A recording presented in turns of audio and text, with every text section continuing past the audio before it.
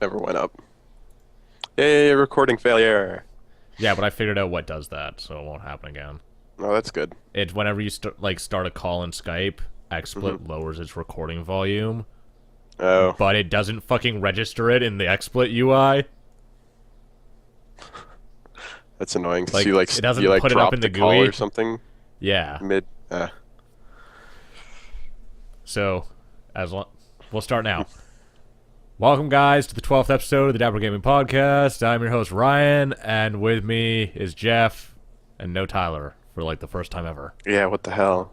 There's like only Craziness. one other podcast where he wasn't on, and he tried to be on, but we had to drop him halfway. Yeah, he would just his connection was too poops. Yeah, because he went to his girlfriend's house. Mm-hmm. All right. So we'll start off with what we start off with every week. Geoff, what you been playing? As long as it isn't Bioshock Infinite, because we're going to talk about that later. I've been playing Minecraft, which is kind of constant for me lately. I've been playing it for a couple months straight, pretty much. League of Legends and Bioshock Infinite.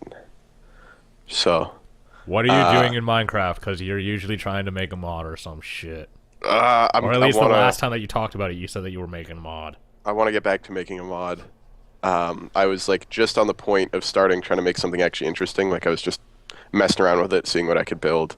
So I kind of want to start that up again, but school got a little crazy and I had a pretty big project due, so I kind of swapped my programming time over to the actual school project.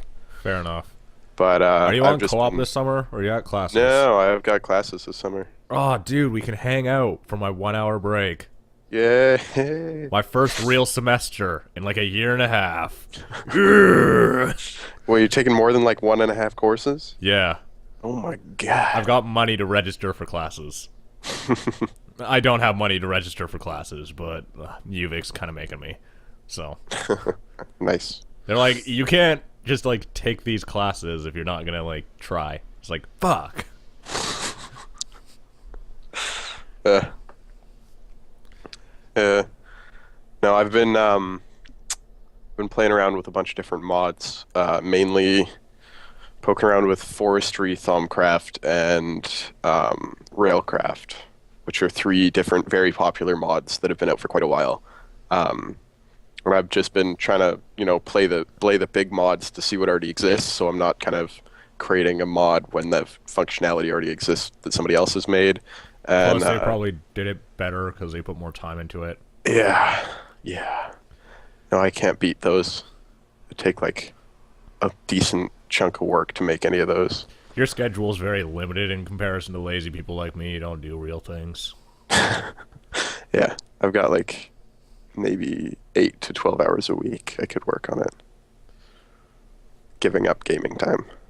Ugh, don't do that. Yeah, no, I can't do that.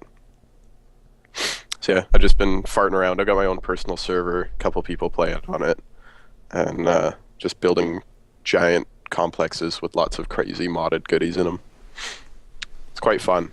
I seriously think the modding community is becoming more and more of that game. It's always Actually, been the entire game.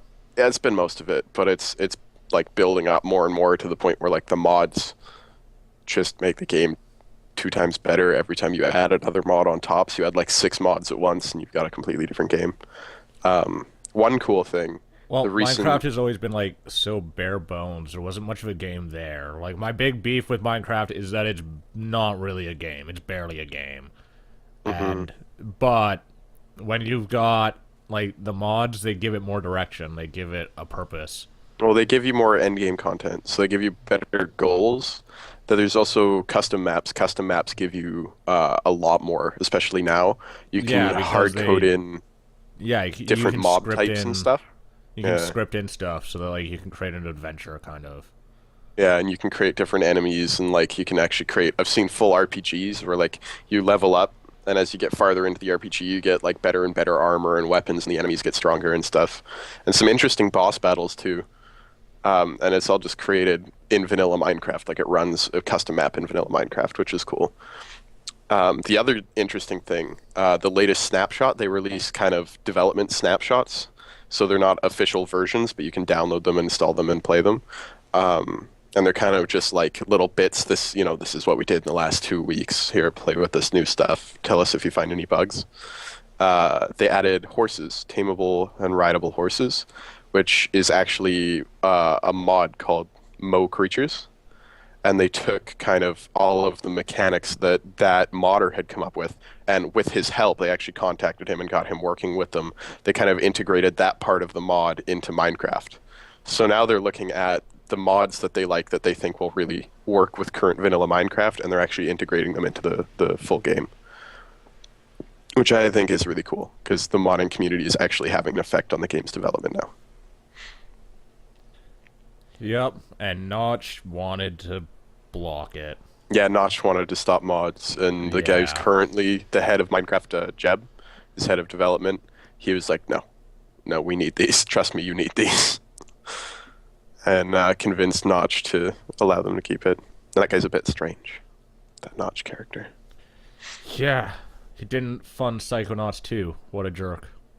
Yeah, what the hell? It's not like it would cost him like $8 million or something. Whatever. He brought back another game that I'm really excited to play, so. Age of Wonders just- 3. Woo! Ew.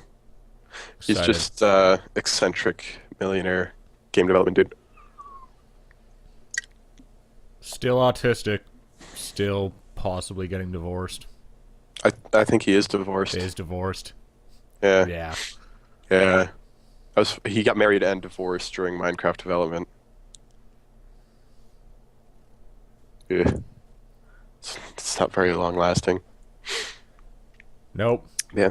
And then the other But game that's I've been okay. playing is League of Legends, which has been Boo. consistently getting buggier. You'd think they'd release fixes for things, but there was one day where every single game was laggy. And like your ping was like 20 in every game. You're like, yeah, sweet, there's no problems. And then shit would just skip around on screen, and you'd like click to cast a spell, and it would take 20 seconds to happen, and there was no issues. Like the ping with the server was fine, and it was like a global game-wide lagginess. I have no idea how you even make a game that can do that. Like that is I not an issue that any game should ever have. I Global hate lagginess. League. And Ugh. so like I never run into these problems because I don't play it. But I play like games that are like League. Like when I want to play Yeah. something like League, I play Dota 2. When I want to play like a more relaxed MOBA, I play like Awesome Nuts or Smash Muck. Because fucking Smash Muck's awesome. You should play that with me. It's an open beta.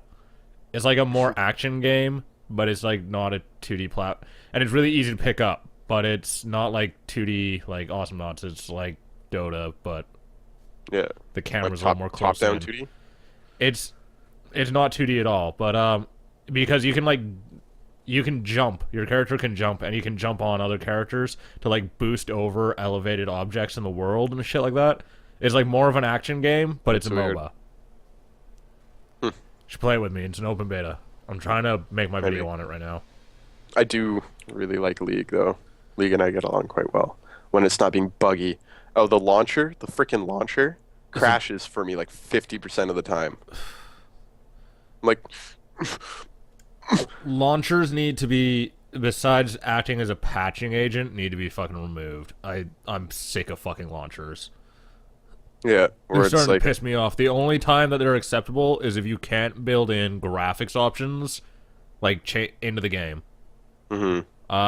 Otherwise, Well, it's you just fucking annoying. don't Like use them. League of Legends is not really an issue because you'd have to load the maps every time anyways. And League of Legends, like the actual art assets and stuff for the characters, they're not that big. But games like Battlefield, that has that web-based plugin launcher, No, even for Battlefield 3, League, I just get rid of launchers. They're fucking stupid. They're not a good idea. oh, I hate them. But It's an awful yeah, thing. the League one has become incredibly unstable. It's based on Well, the thing like that pisses Adobe me off Air. about the League one is that you can only change options in fucking game, and you can't do them like Yeah. in the launcher. And it's like, then Yeah. why have the launcher launch into the fucking game so I can change Well, all my goddamn options outside of the match? the launcher is like all your pre-match stuff, the stuff you can't change in the match, and then I know, but you could just in the launch. match itself, you change all your actual game options. Yeah, I know, but- which is fucking stupid. Okay, Hmm. because like you don't want to go in and have to change your goddamn options in match. So like you should be able to just launch the game and not go into like this launcher for all the pre-match shit. Match stuff should just be done in the game, And that way you executable. can keep the assets flipping loaded, so loading time's reduced. Yeah, that too. Change all your Uh, options and stuff. It's just like it's something that's really pissing me off with games, and I'm so sick of launchers. And everyone has their own goddamn launcher at this stage. hmm Ubisoft has one. EA has one. Fucking random free-to-play company like OG Planet has one. Everyone's got a goddamn launcher. And they all come from MMOs, but they make sense in the context of an MMO because like you launch it and it installs your fucking 8 gig patch. Yeah. It doesn't make Ugh. sense in the context of fucking League or It should really Battlefield or just anything be else. you double click it and all it has is a play button. And then if there's a patch, it patches it, and then you can click the play button, which League of Legends has. But then after you hit the play button, it opens up another separate thing, like another middle entity between the game and the patcher, which is their launcher, Yeah, I know, which and it's allows you to just set up all so the matchmaking and broken. shit. It's made in Adobe Air, which has been like extinct since League came out. So it's just the buggiest system. Yeah, I hate that shit. I hear they're rewriting it though. They're making a whole new one, Good. which hopefully will be less poo, because it's been poo since I started playing. Yeah. I have a crusade out against launchers. They need to stop existing. Yeah, they're annoying. And I hate all the apps that I have to have installed now to launch my games. Fuck. So many of them. Just because Yeah. like every launcher's built on a new thing. Yeah. Well, I just Like I don't Pando even want Media Player, Origin. Adobe Air, fucking so much shit. I don't even want like just give me Steam. I just want Steam and that's it. Everything else can go away. Yeah. The thing is, like, I have beef with Steam, like, regarding some things, especially because they're kind of like a monopoly. And I think Hmm. that, like, lots of different digital retailers are important. But there's lots of different digital retailers that do it well. Like, GOG, you just download your game. Like, you can use the GOG launcher, which works basically just like Steam, or you can just download the game and Hmm. install it standalone, just the game. Same thing with Desura. Same thing with Green Man Gaming. But then you got like Origin, Uplay, a bunch of other fucking services, and it's just like you don't need all of these. No. I don't use any of the features in those other than to get to my games that I've purchased, and it's just a hassle and just makes me want to buy EA games less. And I Yeah, guess since it's Ubisoft has Uplay now, I don't really want to buy their games either. I have Uplay because Ano is too good to not buy. Like I really love the Ano series, but Yeah. I don't buy anything else from Ubisoft because it's just like I don't want to fucking hassle. I don't want to deal with it. They Hmm. retroactively take out DRM and shit like that from their games, so. Yeah. Like they did that with Assassin's Creed. They're like, "Oh, look, we had always online, but it's fucking broken. Okay, get rid of it." Good. Sadly, only after everyone fought with it for months, and like the pirated version of the game was actually substantially better than the retail version because the retail version kept going offline and shit like that. But Yeah. whatever. At least they took it out. And they did the Yeah. same thing with Ano. Ano had some really draconic DRM. They took it out though. So then I bought it. I bought it after they took out the DRM. Yeah. It's just Yeah, how I it don't know works. why I don't know why everybody's so into these always online things. It should just be online if you can be, you Yeah, know? Like if you want to collect data on your players, just set up an always online thing it that breaks so take many out the games. always, right? And you just say, "Hey, if you can connect to us and send us information because we want to know. And if you can't, we'll have fun." Well, like look at Talk to you later. SimCity. I haven't played that game since launch. Hmm. Mostly because I just got like I bought it for review purposes. Is why I was making a review for MMO Attack. That's why I fucking bought it, and I spent 80 hours fighting trying to play the game. Like I couldn't play the game, and then after Yeah. it's just like you know what? There's better city builders once I even actually got into the game. So it's like, why? I guess I don't need to fight with this anymore because like it's just so broken. It's Hmm. just always online is such a broken ass concept. It doesn't work. It doesn't make any sense because it doesn't combat piracy. There's pirated versions of there's private D3 servers where it's, I would say, objectively a better game than what it is on the Blizzard servers because of like hacked monsters and shit like that. Hmm. Where it's just like a better balance. The game's just a mechanically better game. And then you have the same thing like with World of Warcraft. I like to play private servers because I liked vanilla WoW. It was my favorite WoW, and you can't get that into balance any other way. Um, and you can't go back to the skill sets Yeah. like any other way. They kind of have it a little bit balanced within like so that you can cap your character at level 60 and just do like level 60 stuff within WoW, but it doesn't move the skill trees back. It doesn't move back everything. Like it doesn't roll it back the way that it was balanced before when it was just Yeah. a better game. And so like there's shitloads of games where it's like this game's always online, DRM, and then it's like the pirated version's just better because it just runs better. Hmm. So it just I've creates a done some huge service optimizations or some thing. smart things. Yeah. Ugh. It No, just it's just creates. dumb. They just It's want so to broken. have as much control and as much data as possible, and it's really making their product less enjoyable for customers. Yeah, but Which, you could be always online collecting data, and if it goes out, not fucking shut down the game. Like you yeah. don't have to use it as a DRM scheme. Hmm. Like, I think even Blizzard does that now. I think StarCraft 2, you can't play that offline. Like You can it's, sort of play it offline. you can play like against bots or something, but I don't know if you can play the single player campaign. I think you can, because my internet Uh, dropped while I was playing through it. So it just, I played through. I played through the whole thing offline when I was in Mexico one summer, because I was out in the middle of the fucking desert. I played through all the Wings of Liberty. I never tried with Heart of the Swarm because I don't play games on my laptop when I'm at home. yeah. That doesn't make sense when I've got this fucking gigantic rig. But no, I think you can play that offline. Every other game, it doesn't make sense given the context of the game, except for Diablo 3, which is still fucking broken. Ew. Will be broken forever.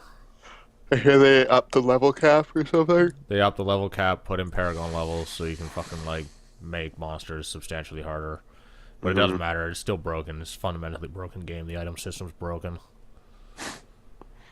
Item Eh, system and skills are broken, so fuck it. not playing it. You got Path of Exile, amazing free-to-play game. Always online because it's free-to-play, but whatever. It's only got one Hmm. issue and it's desyncing because I don't think they were ready to be as popular as they are. Desyncing drives me fucking insane. Yeah. It's always by like a couple seconds, so it like moves off hit registry. It's like your animation goes through, it plays all the sounds, and then the damage comes like a second later. That's not fun. Yeah.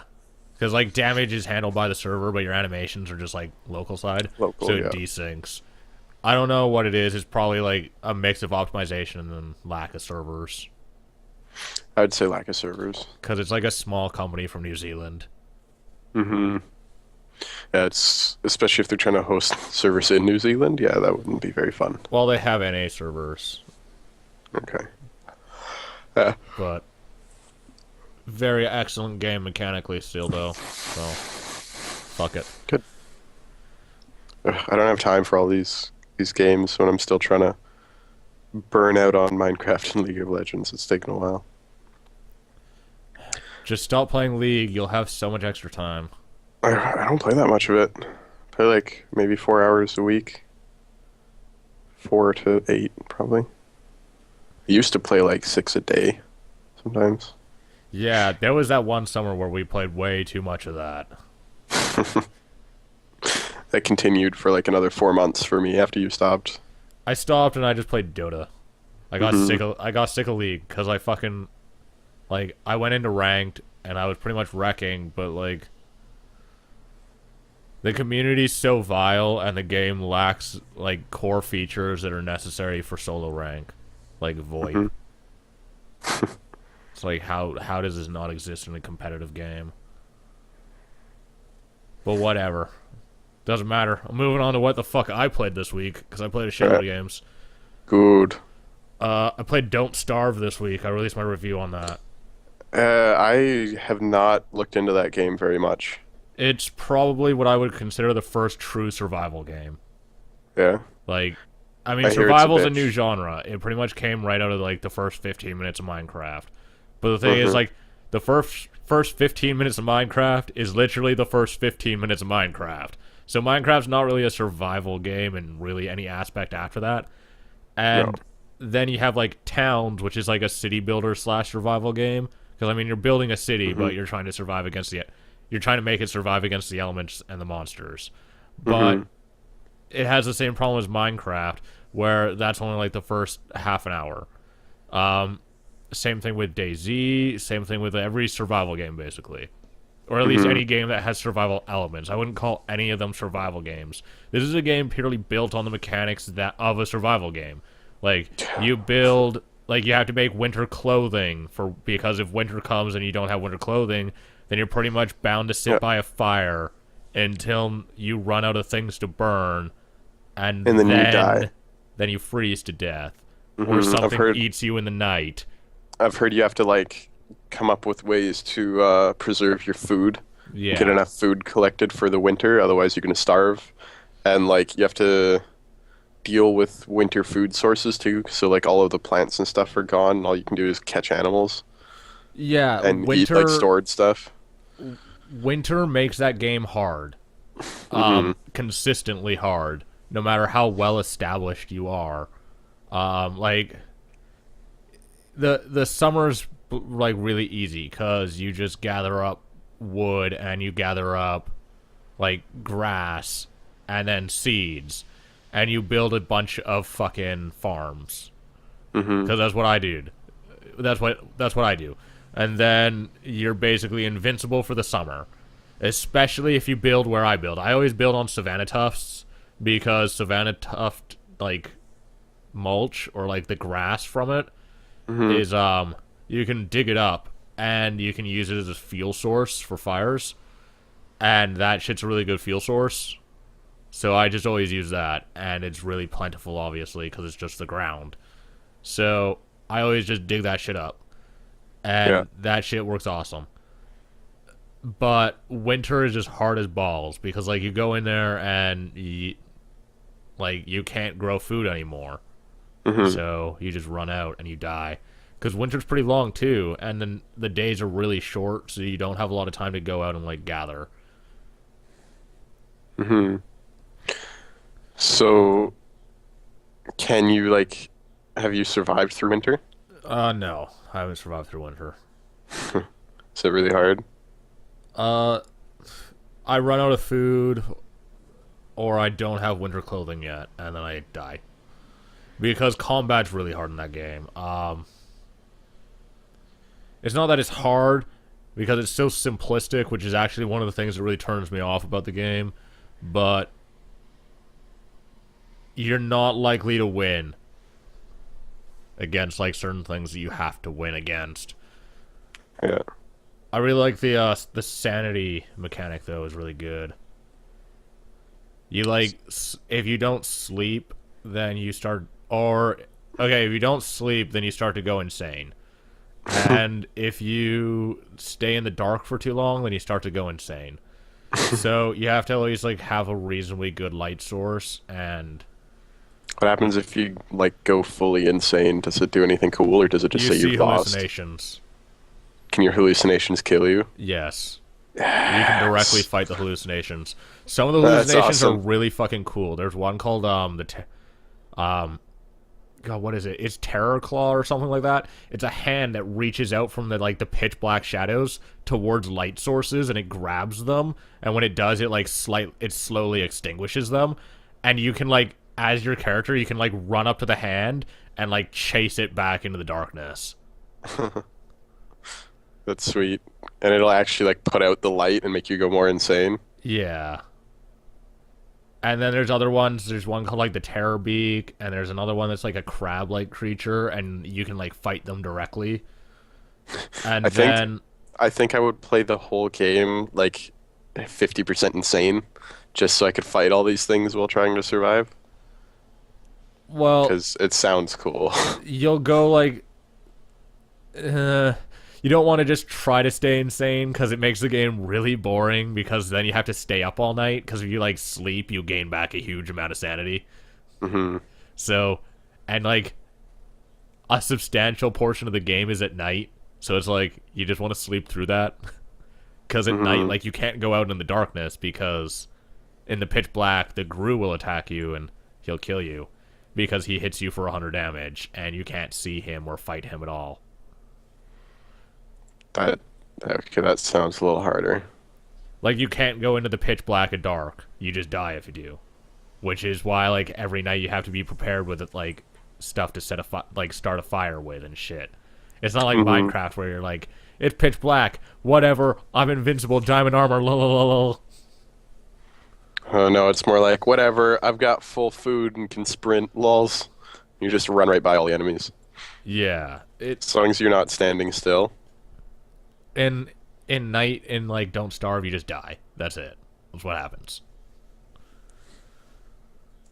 Sweet. So yeah, Yeah, Minecraft isn't. It's only a survival game when you have no idea how the game works. As soon as you yeah, know what to do, that element's just gone. pretty much. Which I'm okay with because for me it's like Lego Yeah, well that's what with that game zombies. is. It's Lego.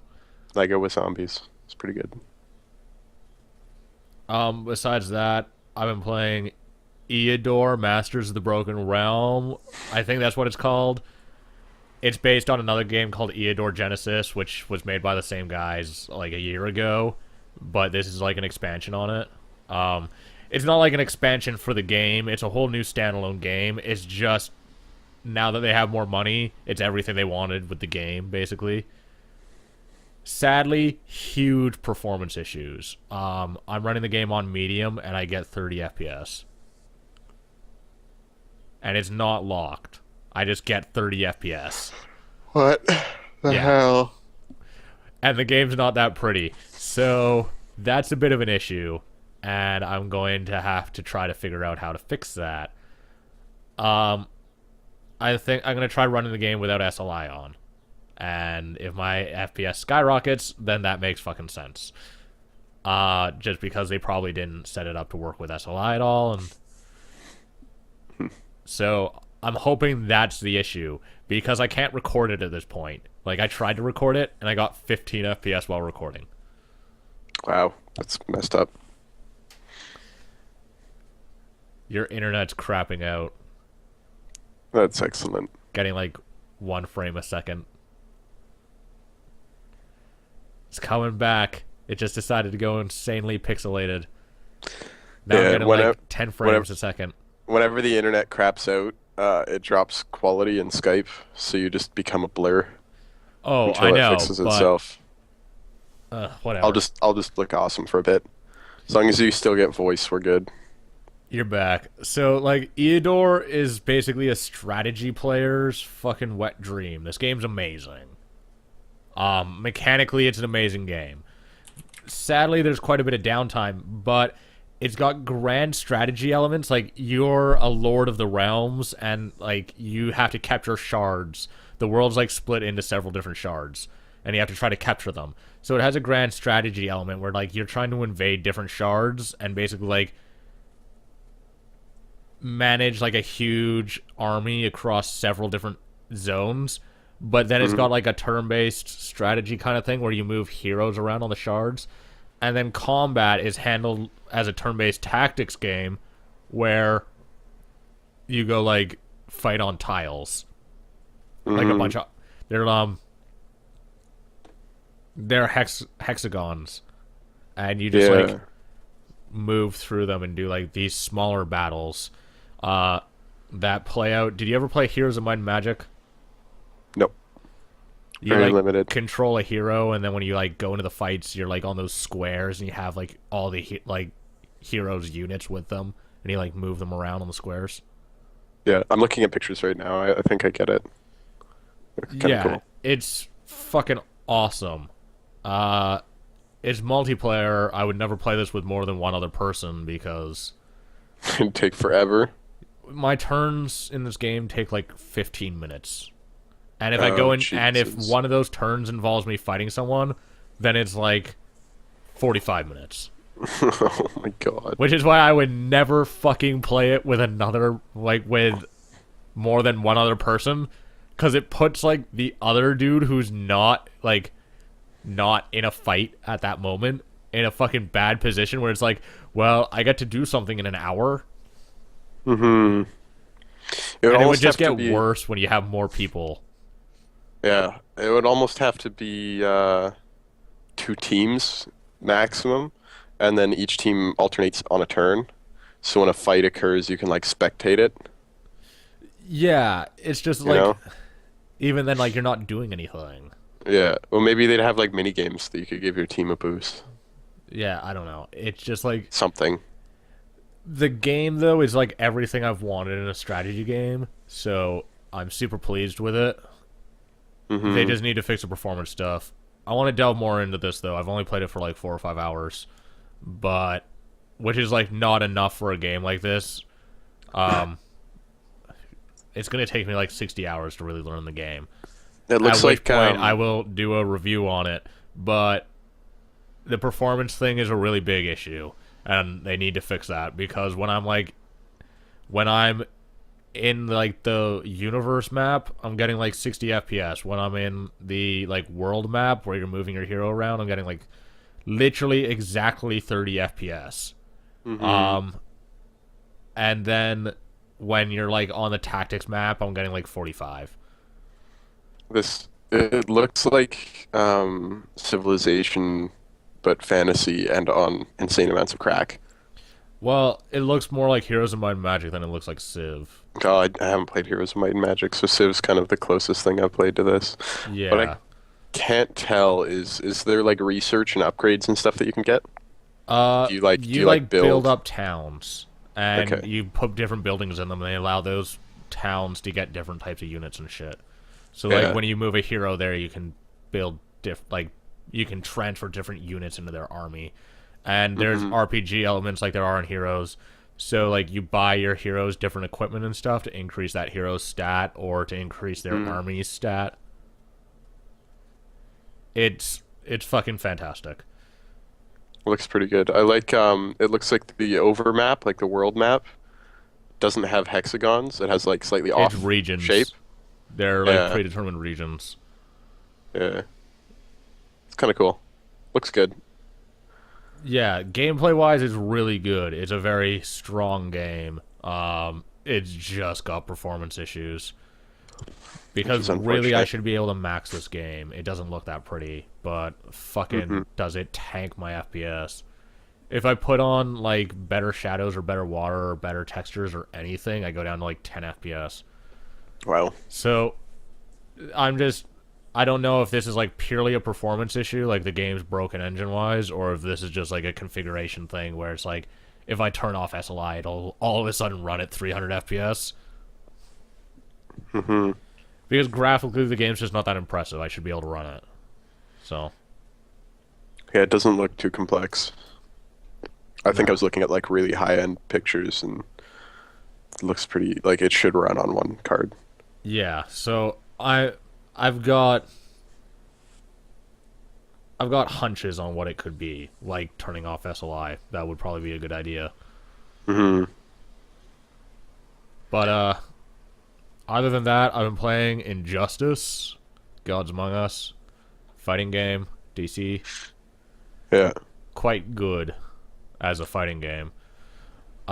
Little simple for the fighting mechanics, but there's lots of environmental stuff, and I like that. Also, the move list is quite comprehensive, and they give you all the information that you would want to like. They tell you all the frame information, like it takes this many frames to start up this move, and it takes like this many Oh, frames to cool. recover from it. And so that's nice because it lets you like if you play a lot of fighting games, like I play a lot of Tekken, then Hmm. you usually have to like figure that shit out yourself. Or well, the scene has to figure that shit out themselves and then like tell everyone Hmm. because it basically like determines the meta. Whereas in this, they're just like, this is all the information regarding how much damage it does, how much like what the frame information is, and so like you Mhm. can just jump in and look at it, and if like you know what you're trying to look for, then you can find out like which moves to use. Yeah. Oh, that's So nice. I like when you actually explain your game to people rather than yeah, trying to mystify it. well that's one of my problems with another game that I did a review on last week, which was Tactical Intervention, which is like an FPS from one of the guys who made the original Counter Strike, and Yeah. fucking such a mystery. Um, I can't tell. It's a free to play game, but like you can't. The game doesn't like give you enough feedback regarding how guns work when you're like firing them to know what the recoil patterns are. Like you can't feel them. I don't even think there's recoil patterns in that game. I think it uses the mystical cone, and the cone is bullshit. They use that in COD and Battlefield, where it's just like your bullets end up somewhere in this cone, so you have to burst fire to keep the cone small. Because Hmm. that's BS. That removes skill from the actual shooting. Like one of the things that makes Counter Strike's shooting so skillful is that it uses a recoil pattern, and so like if you can control like you can just like you can spray and still control the gun, Hmm. and Because you you know can't. like which direction Yeah, it pulls towards. but you can't do that in COD, and you can't do that in Battlefield, and it doesn't Hmm. feel like you can do that in Tactical Intervention, which completely kills the purpose of making a game like that. And then like Hmm. the other thing is that it doesn't give you damage numbers, and it doesn't give you like recoil numbers and shit like that. It's just like, here's a mystical bar with no like that's completely nondescript. So it's just like Hmm. fucking useless. And then you go into a game like Blacklight Retribution where every single fucking tiny stat is like a very precise number. They're Hmm. like, this And is you're the like, recoil oh, coefficient that we use for this gun. It's like, thank you for telling me this. now I can make an educated decision on which gun to use rather than guessing randomly and getting the shittiest one in the game Pretty and not being much. able to tell. Yeah, and it's a huge problem with free to play games when they do that, right? Because, like, you either spent real money on the guns or you sank a significant amount of time to get the guns. Hmm. And so it's always bullshit if you end up with something that you didn't want.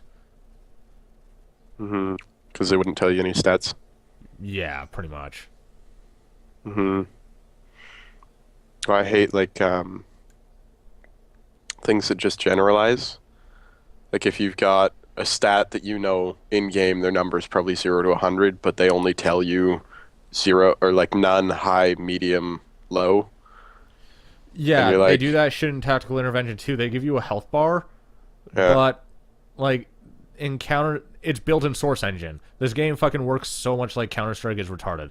And so, like, you have a health number given to you from 0 to 100. 0, you're dead. 100, you're at max health. They give you a health bar. What? and they don't give you a number. Yeah, and they have healing in that game too. So it's like your health bar is gonna go up and down. So it's like, just give me a fucking number. Hmm. Like Counter Strike just gives you a number. Fucking everything else just gives you a number. The only time that you can pull off a health bar is like if you have five Non ticks, like and fucking non-competitive Halo. gaming. Yeah, pretty much. But like Yeah, this is a game that they're like, we have really deep mechanics and it's gonna be an we're not excellent going to tell you competitive about. game. And it's like just a shitload of mechanics that are really shallow with no feedback. Such a Mm. disappointment. And then besides that, I've been playing Monster Hunter Tri Ultimate on the Wii U. Because my friend Brandon just got one. He bought it for Monster Hunter. I told him he got a Wii like a little while ago, and I told him to get Monster Hunter Tri. So he played that, and he was like, "This is amazing. Can we play together?" I was like, "No, I have it for Wii, but they're like shutting off the online servers. But I also have the new one for Wii U, which has way more fucking monsters." He was like, "I'm buying Yeah. a Wii U," and he's like spent the last month saving up to get one, and he just got one on Friday. So we've been playing Monster Hunter all fucking weekend. This has been amazing. Yes. Are you going right back to it after this? No. Yeah, I I have, well, one, I have to edit this, and then yeah. two, I have other games that I have to play and record for the purposes of like doing videos on them Yeah. because I'm poor and that's how I make my money. Yeah. But no, Monster Hunter still amazing. So I hear a lot about it. I don't know if it's my type of game, but might they're be. launching a free-to-play version of it on PC. That might be cool. Yep, it's called Monster Hunter Online, and it's being made by Tencent, which is the company which owns Riot. Oh, What? They're a much but better developer than Riot. It's built in I hope CryEngine so. 3. We'll see.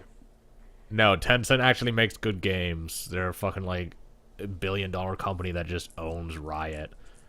They sink huge amounts of money into the competitive scene for League for tax write-offs. That's the only That reason sounds why League's competitive crazy scene to me. exists is that Tencent drops fucking millions of dollars into the competitive scene so that they can write it off as advertising. Mm-hmm. Well, it's just craziness. They make the popularity of that game. That game was bought, was not fucking made good. Just bought. Do you want to take a quick break and then we'll jump into our next topic, which will be Sure. the Bioshock Infinite spoilercast. Woo!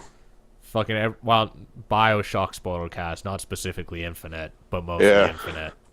I haven't played Bioshock 2, so I can't Doesn't really. matter. Wasn't even made Yeah. by Ken Levine. Yeah. Game is bad. Ken Levine wasn't involved. Axe. Really, the Actually, game it has the best gameplay of the trilogy. Bioshock 2 Yeah, doesn't matter. doesn't matter. Doesn't Okay. have Ken Levine. I'll be back. I just want to grab a drink All right. because I'm bound to these dinky little glasses. We can't see them. Yeah, I just realized that. I'll be back. Okay. Hit me up with that rant. All right then. So, I reviewed BioShock Infinite, and I'll use the term reviewed loosely because it's not a very good one, and that I missed kind of a huge major component of the game, and I think everyone who reviewed it pretty much did that because it's like a huge trend. No one fucking talked about gameplay in their reviews. That's because the gameplay was average and mediocre. Yeah, and I feel like I should have talked about it for at least 15 minutes because, you know, it's like a AAA game and it's 9 hours and you spend Yeah. most of it shooting people. And I never talked about the shooting besides saying the gunplay is adequate. And that's, like, the only thing I said on it. And then I talked about story for 20 minutes. It's because the story is pretty good. The visuals are really good, especially in the first level. In the first, like, intro to the 45 city. minutes, the Yeah, fucking it intro's looks amazing. amazing. Oh. And then it gets all dark, and I'm like, I can't see these amazing details anymore. That room is just pitch black, but I know there's shit in there because I walked in and I saw shiny stuff. What the hell? Like, I feel like I did it. Now that it's been a couple weeks, like, the hype train's over and people aren't, like, screaming about how amazing the game is. Hmm. And I still think it's one of the best games that are going to come out this year because when I say the gameplay is adequate, I think it's still better than stuff like Call of Duty or Battlefield. At least in a single player gameplay objective. Those games have better multiplayer because BioShock doesn't have multiplayer. Not that it should have it, It but shouldn't. no, it doesn't make sense within like the context of the game world. It's stupid. But that game's like one of the most amazing it's one of the most amazing FPS games that I've played for a story purpose. Hmm. But gameplay wise, it's just not that good. And then I look at another game. Probably gonna make a lot of comparisons to Half-Life 2. Half-Life 2 is another first-person shooter that, although it has better gameplay, like the grav gun's fucking awesome. Don't give me that face. Grav gun is fucking awesome. And Yeah, so, like, but the shooting mechanics I think are worse, and you lack all of the guns were gear. more interesting. The gear is the For gear. I'll give you more interesting than Bioshock 2, but Bioshock 1 I liked the guns better than Half-Life 2. Yeah, but I'm talking about Bioshock Infinite. Yeah, or The Bioshock the Infinite. guns are just not that interesting. No. And Like then you have a they give grenade you like launcher, you have an RPG, you have a pistol, you have a better pistol, you have yeah, a carbine, you have a better carbine, you you have have a a sniper shotgun and a rifle. better shotgun. Yeah, you have an SMG and then a better SMG. Like The they're just not that minigun. interesting. Whereas like you had more interesting things as far as guns go, especially the grav gun in Half Hmm. Life Two. Yeah. Plus, you could fuck around with physics in a very excellent way. I thought the guns in Half-Life 2, I found they were not very enjoyable, a lot of them. Like it was just like they felt kind of sloppy to me, a lot of them. Just like spray randomly, whatever. The Um game's a fucking decade old. yeah, I know. I felt BioShock Infinite the guns were a bit tighter, but yeah, the grav gun makes a huge difference because the grav gun was really the most fun thing in Fucking that cool game. because you could pick up goddamn saw blades and shoot them at people and kill You them. could cut like 6 zombies in half with a saw blade. It was It's amazing. fucking awesome. Yeah, But like, it's best. one of my huge beefs with Bioshock is that gameplay wise, it's just kind of average. But it also Yeah. has a huge like. There's a there's a narrative dissonance in the game in that the gameplay does not reflect the narrative. In fact, they conflict with each other. Like you're Booker DeWitt, the guy who's like mentally damaged or like emotionally damaged as a result of like his I guess actions in the Wounded Knee massacre Hmm. and yeah and like all of these terrible things that he did in like during the war and basically during his service, and yet he's fucking running around Colombia shooting everyone. Like everything. I Yeah. think you can shoot pedestrians too. Like there's nothing stopping you if you Yeah, see it's them. Yeah. fucking it's so they're not connected. They're completely his personality and then the gameplay just conflict with each other. Hmm.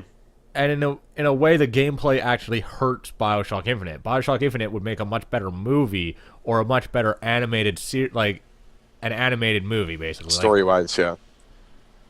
Hmm. than it does a game Or if because it the had been game more, stuff like the story would have been better, I think, if it was more stealth-oriented gameplay, like a lot less shooting.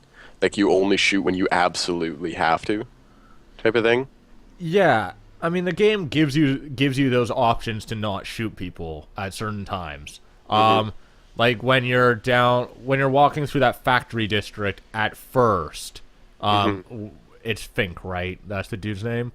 When Yeah. you're like walking up to his factory, like you don't have to shoot those people. You can just walk through that, which is good because to be honest, anytime the game gives you an option to not shoot someone, like and just experience the area, like the environment, versus Yeah, it's a going better into a game. gunfight, it's always fucking better just to experience the environment because the Yeah, environments are beautiful. They're amazing, yeah. but the fucking gameplay is not that good.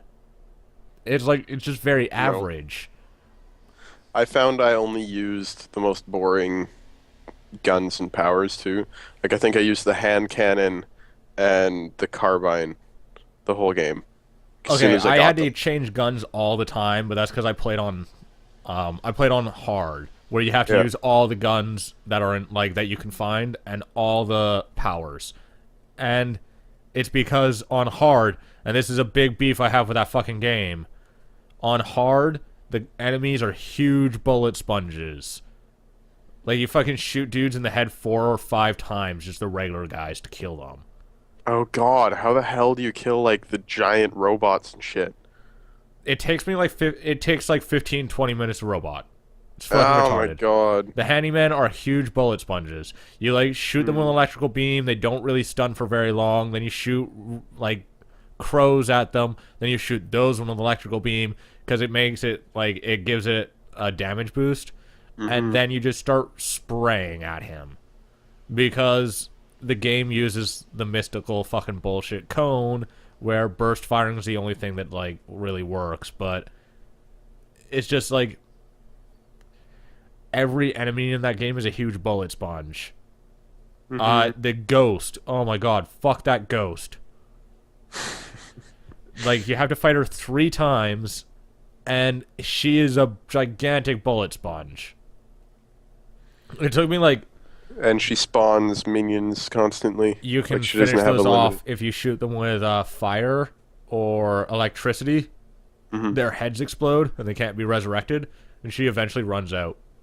Okay. That's how I had to beat it on hard. I would just I had gear that would make it when I do critical damage, it would stun everybody around the guy. And then I would just electrocute them, shoot one in the head with the pistol, and they'd be out long enough that I could just sprint at the ghost with a machine gun and kill her Did you play the on game on normal. normal or? Yeah. Well, you told me not to play on hard. You're like, everything's a bullet sponge, so I did it on normal. Yeah, the game is much better on normal. I played through the first half of it again on normal, and it's a much better game. On hard, it's bullshit because everything's a huge bullet sponge. It's just really broken. Same thing in 1999 mode. It's pretty bullet spongy, and ammo's rarer, and health packs are rarer, and everything else. So it's like really hard. It's difficulty in 1999 mode. It's difficulty done correctly, plus difficulty done incorrectly. Because hard is difficulty done wrong, in that it's just like, here's bullet sponges, yay! I hate They hit bullet harder and sponges. they like have an insane amount of health, and so it's just artificially hard. Whereas like 1999 mode is a bit of that, plus less ammo, less salts, less food, less health packs, less money. Hmm. So it's just like, fuck. Yeah. I don't like when they introduce difficulty by making things bullet sponges. Yeah, it's retarded. It's a cop out. It It's is. too easy. There's gotta be a better way. Well, the thing is, the difficulty. There used to be a better way. So when you have this, has to come down to the health system in Bioshock Infinite, which is something I have a beef with mechanically because it's just not very good. But like Halo, they have like the shield, right? You have a really strong shield, and then you have a little bit of health. Hmm. In Quake, you have health packs fucking everywhere. Like that's what there is. Like you just have health pickups. You don't have to press a button or anything to pick them up. You just run by and like they pick up. And then in BioShock, like the first one, you have health and then you have the respawn mechanic, Hmm. which makes the game unnecessarily easy. I think this is like the worst way to do difficulty, or at least to do health systems, because like you just respawn and go back and kill them, because now you've got a little bit more ammo, you've got full health, and half the enemies are there, so you can beat them much easier than the first time. Whereas like in traditional games, or at least in older FPS like Half-Life, like Quake, like COD, when you die you reload and you have to go do the fight again. Hmm. And although the respawn mechanic in BioShock helps reduce that downtime for reloading, it makes you literally always you're always making progress no matter how many times you die. And that makes the game unnecessarily easy. But one of the issues that BioShock has is that, or at least Bioshock Infinite, is that you don't have a lot of health now, but you also have an insanely weak shield, and you have health pickups everywhere. So it's like a mix of all of these ideas on how you build a health system, Hmm. but they're all broken within Bioshock Infinite because they don't do them in the way that is necessary. Like Quake and Doom work because there's health pickups everywhere and you don't have to press a button to pick them up. And then difficulty in that works by just reducing the number of health pickups. Yeah. Like that's what you do in old school FPS. In Halo, it works because there's very few health pickups that are quite strong, but the majority of your damage is taken by your shield, except that the shield in Bioshock Infinite is useless, especially on hard. Hard, You get yeah. shot once, it just fucking explodes, and that's it. Even on fully upgraded, you can only get shot once or twice. Plus, and this is the other reason why health pickups work in Quake and Doom and shit, but not in Halo or Bioshock or COD or anything else like that, and why you need a regenerative system, like you have in Halo and like you have in COD, but don't have in Bioshock. And that's that weapons in Quake and Doom and stuff are projectile based. Mm-hmm. And so you can actually dodge them. Whereas weapons in COD, in Halo, in Bioshock are all hit scan from the enemy. Mm-hmm. So you can't get out of the way. Yeah. And then they don't program the AI to be smart enough to like fail trying to lead you and stuff. They're just like perfect No, it doesn't matter. shots. It doesn't matter. Even if the AI could play badly and fail, it doesn't matter because these are bullets. They're not projectiles that can be dodged. And so Mm-hmm. you're Okay. guaranteed thinking to like take damage rockets. if they succeed, You're right? thinking like rockets, yeah. Yeah. And so you're always going to take damage. You're consistently taking damage in games like COD, like in Halo, and like in Bioshock. Mm-hmm. But in Halo, you have the gigantic shield that And regenerates, and it in absorbs. COD, you have automatically regenerating health. Yes, but in Bioshock, you don't have. You have an insanely weak shield that just breaks. It's useless, and you don't have a lot of health. And so you're just dying you die all the time, and then just respawn back in, and the game's easier. I think I died twice on normal, and both times the only reason I died is because I didn't notice somebody behind me shooting me in the back for like a good 10 seconds. Yeah. I'd be like trying to snipe people, and then I'd be like, how am I taking damage? And I'd turn around, my shield would be gone, my health would be like at zero. There'd be a guy behind me who I'd just kill instantly, but I'd have too low health to recover, get hit by somebody far away, and finish me off. It's not that the game's too hard or anything like that. It's just like it's hard for No. the wrong reasons, and there's some things that are just like very blatantly broken when you break them down, like the health system. It just doesn't work given the game's mechanics on shooting for the AI, because it's trying to mix old school elements with new stuff. But the reason the new stuff exists is to like work within the context of basically fighting AI in the way that their weapons work now. Mm-hmm. Like the stuff that they're trying to put in that is from stuff like Doom, like Quake, works in those games because everything's a projectile and therefore can be dodged. But they can't be in this because you're getting shot with bullets, and Yeah. so they're hit scan. So you're just taking consistent damage. The other thing I missed in that game was interesting enemies in the form of the splicers Yeah. from the first Bioshock. You're Every doing, enemy like, a was lot just more a guy with a gun or Yeah. some sort of crazy boss. And I was like, I want to see regular people. There's no boss. There's only one boss in that game, like Well, a traditional mini boss, and bosses. that's the ghost. Yeah. Otherwise, you just have mini big bosses guys. then. I wouldn't even call them mini bosses. They're just big guys. They're tough guys, like the handymen, or the dude were- with the they flamethrower. were- They're just harder they were- regular enemies. No, they were way, way harder on normal. Like they were like 10 times harder What, than a regular handymen? enemy. Yeah, a handyman, like a regular enemy. Yeah, on I know normal, they're I way could kill them harder, in but one they're like shot. they're part of the regular. Yeah. They're part of the regular like lineup of enemies. Well, to me, they felt like mini bosses because, especially the handymen, were really hard to take out. They would actually kill me because they're so fast. I would be like, I can't dodge you. You just jump on me and I'm dead. they were not that fast and hard, so I don't know. Are you just not using the skyline system? Because really, you just have to use They the knock you skyline off. system and like jump off.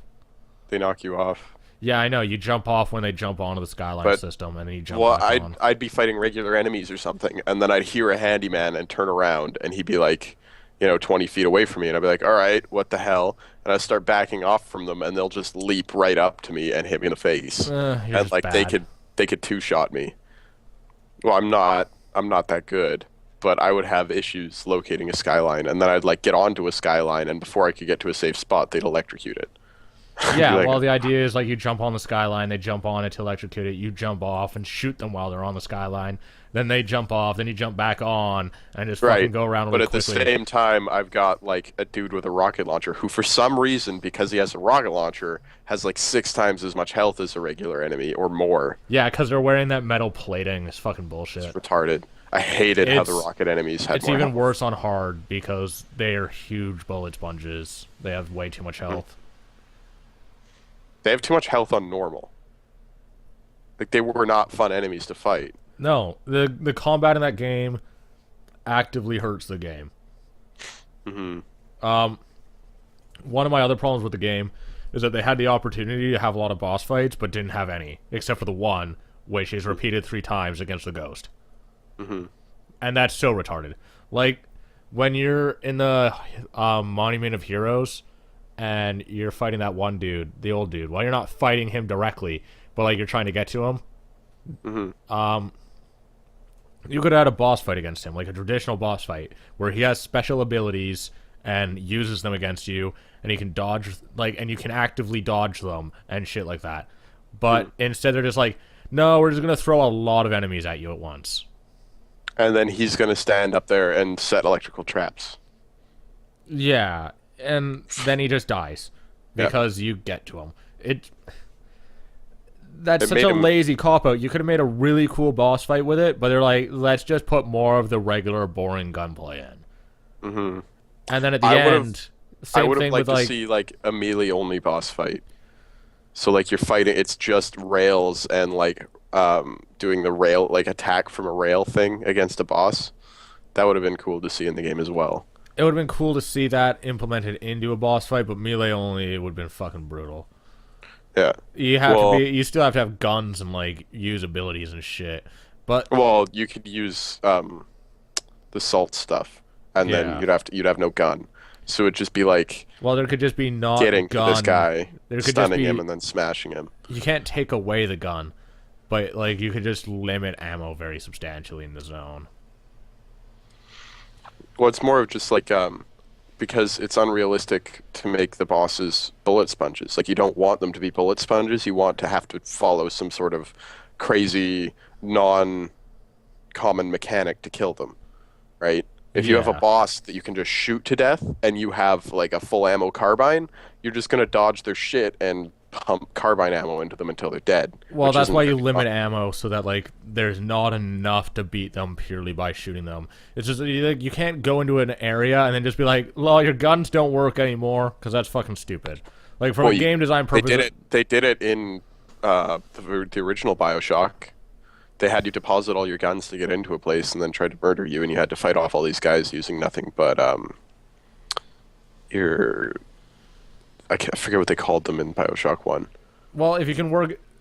Oh, are you talking about? They're called The magic plasmids. stuff, plasmids, yeah. So Um, you had to use pure plasmids to fight off like a horde of enemies. it works if you put it in the narrative, but Yeah, it doesn't. I don't like changing mechanics. It's so. I uh, need I need changing mechanics in shooters because I can't play 8 to 10 I'm hours of just okay. shooting. It's not that I'm not okay with changing mechanics. I'm okay with changing mechanics. I'm not okay with restricting them.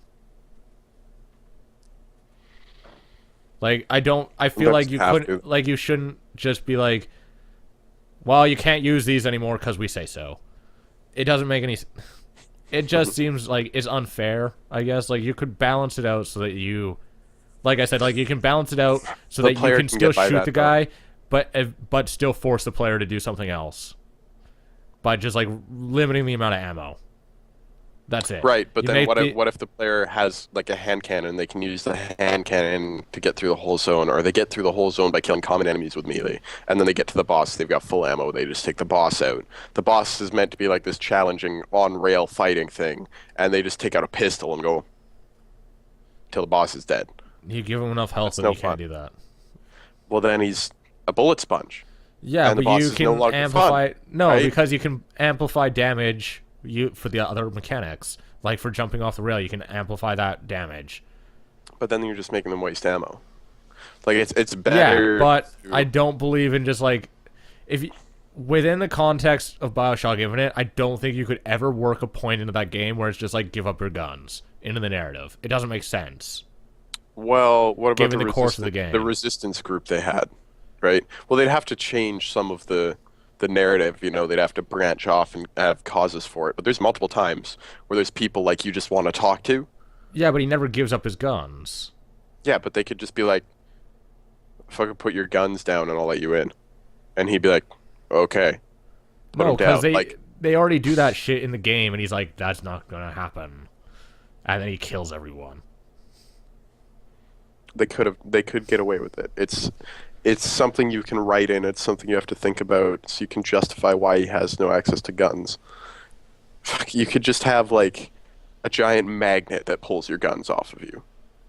If you needed some sort of instant, I'll just put this here to do this. You put a giant magnet down, and it pulls his guns away from him. Although that would also pull your grip thing or your hook thing. Yeah. Sorry, can you give me just a second? We gotta go Sure. on a quick break. Sorry. Let's get back to where we were. What we were talking about. We were talking about working boss battles into the game. Hmm. I just feel like they had the opportunity to put like traditional boss battles that you can put into games, like the ones that were in Quake, like the ones that were in Half-Life, like the ones that are in basically every great FPS. Every memorable FPS has boss fights. And yet Bioshock Infinite doesn't. Nope. I'm not gonna remember any of the gameplay from Bioshock Infinite though. I'm gonna be remembering all of the environments and the story and the NPC character. Well, Elizabeth is like the only thing that's really memorable from the game. Elizabeth and I think the environments. And the ending. Yeah. Which But I we'll mean, talk they're about enough the to make ending a good in a bit. game, but if you took all those out, I wouldn't play Bioshock. No, because the actual gameplay is really mediocre. Well, it's not mediocre. It's not that bad. It's just it's not I would. it's It's not better good. than It's average. It's just it's average. better than your average AAA shooter though these days. You know, it's still closer to a Half-Life than any other game that's come out this year, gameplay wise. But yeah, it's but still even not Half-Life is amazing. like the thing that saves it is largely its characters, its stories, its environments, and then the grav gun. Hmm. Whereas like BioShock doesn't have any of those interesting gameplay mechanics. It's a good game with an amazing story. That's what it is. Hmm. And good characters, although they're Yeah. not. The gameplay kind of breaks Booker. Yeah, because of narrative dissonance. Hmm.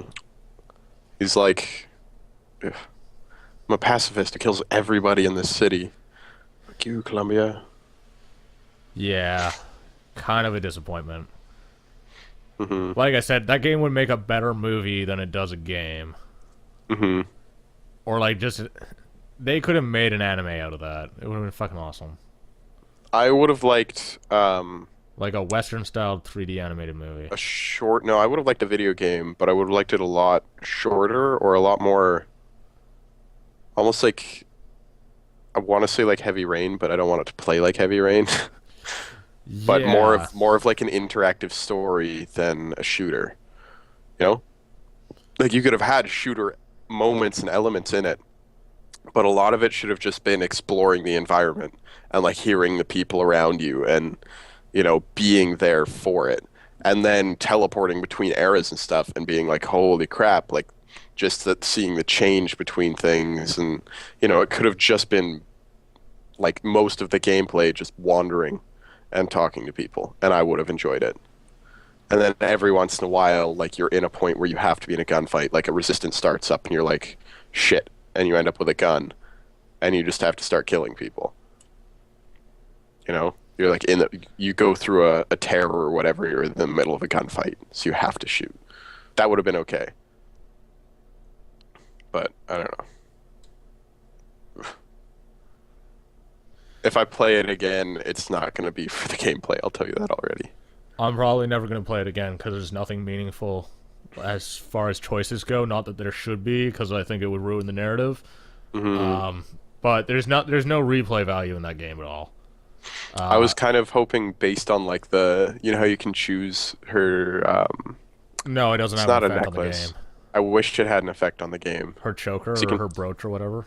yeah, it's like her choker thing. You Yeah. can choose a bird or a cage, right? Yeah, So but it it's doesn't have any meaningful freedom or change not. to the game. It should have meaning. It should be which timeline are you, maybe. Like, so if you chose the bird, you'd be the timeline where you kill yourself to free her. And if you choose the cage, then you become Comstock at the end. That would have been interesting to me. No, Because then because it's there's a like, more interesting. The ending that's already there is more interesting, but we'll talk about it in a bit. yeah. The other thing that I feel gameplay wise that they've kind of dumbed down is that they took out a lot of the mini games for like hacking systems and stuff. Hmm. But the thing about Bioshock that made the gameplay much better than Infinite is that you could like pit systems against each other. There was a much stronger RPG element there, Hmm. and so like you could pit the system like, and that game had what I would consider more traditional boss fights in the Big Daddies, Hmm. because you would run into a Big Daddy and you'd be like, well, I'm not ready for this. And then you go out, you get plasmids, you would set up systems so that they're ready to attack the Big Daddy. You would go Hmm. get enough ammo to do it, and then you'd fight the Big Daddy. And so in this, like, they've taken out those systems. There's no hacking or anything. Just every once in a while, you can pull some random shit in from like the tears, Hmm. or you can hack a robot because it just happens to be there. Hmm. Well, and But like there's no planning. the hacking and the taking over of robotic systems and stuff just became a plasmid. So you just like, oh shit, I need a buddy. Mine. You take over a turret. Yeah, plus when you upgrade that, then you just actually ignore turrets and take over humans because they'll kill themselves after.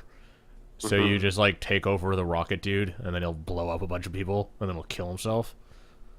Hmm.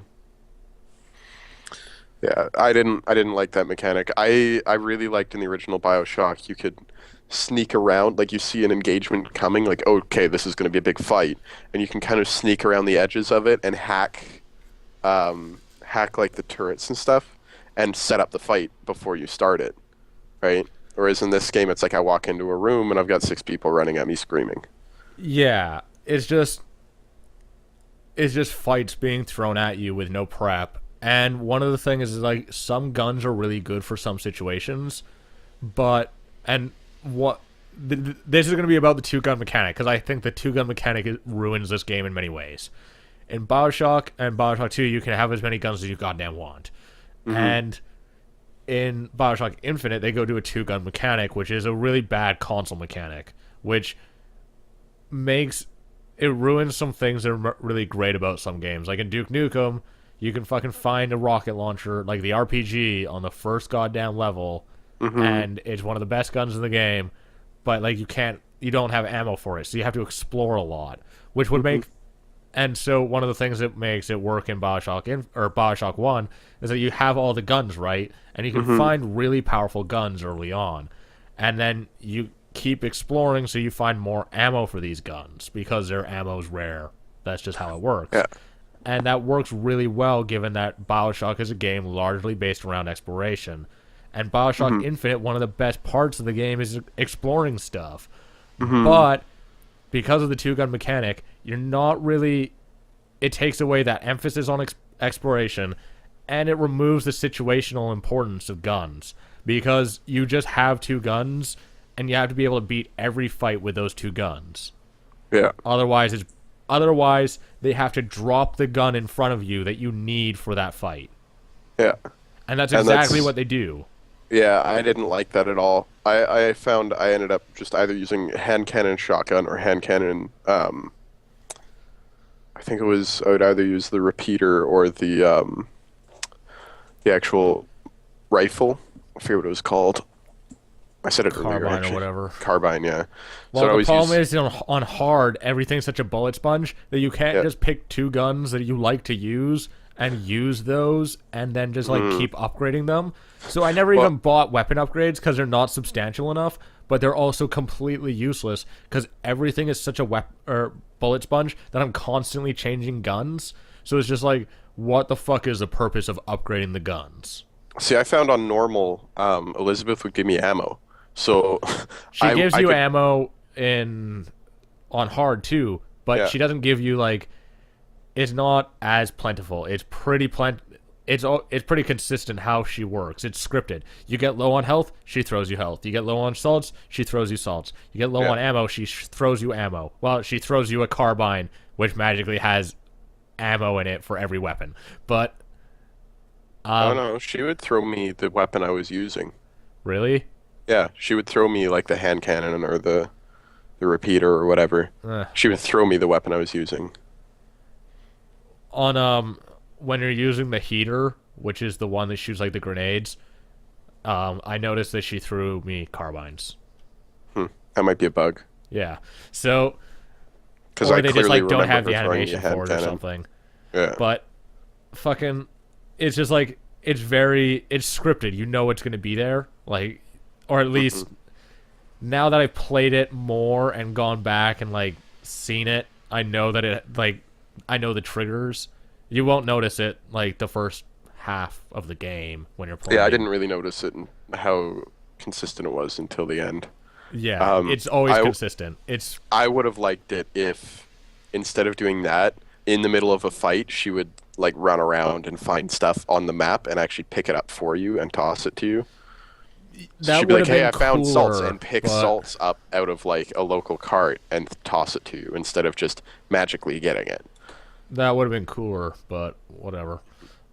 Um, I just don't like how simplistic the systems are now because like they took out the stuff that made Bioshock Infinite really interesting, or not the stuff that made Bioshock Infinite really interesting, but the stuff that Yeah. made Bioshock One really interesting, and then didn't Hmm. replace it with anything, and it really hurt the depth of the game. And then they oversimplified stuff that already existed, like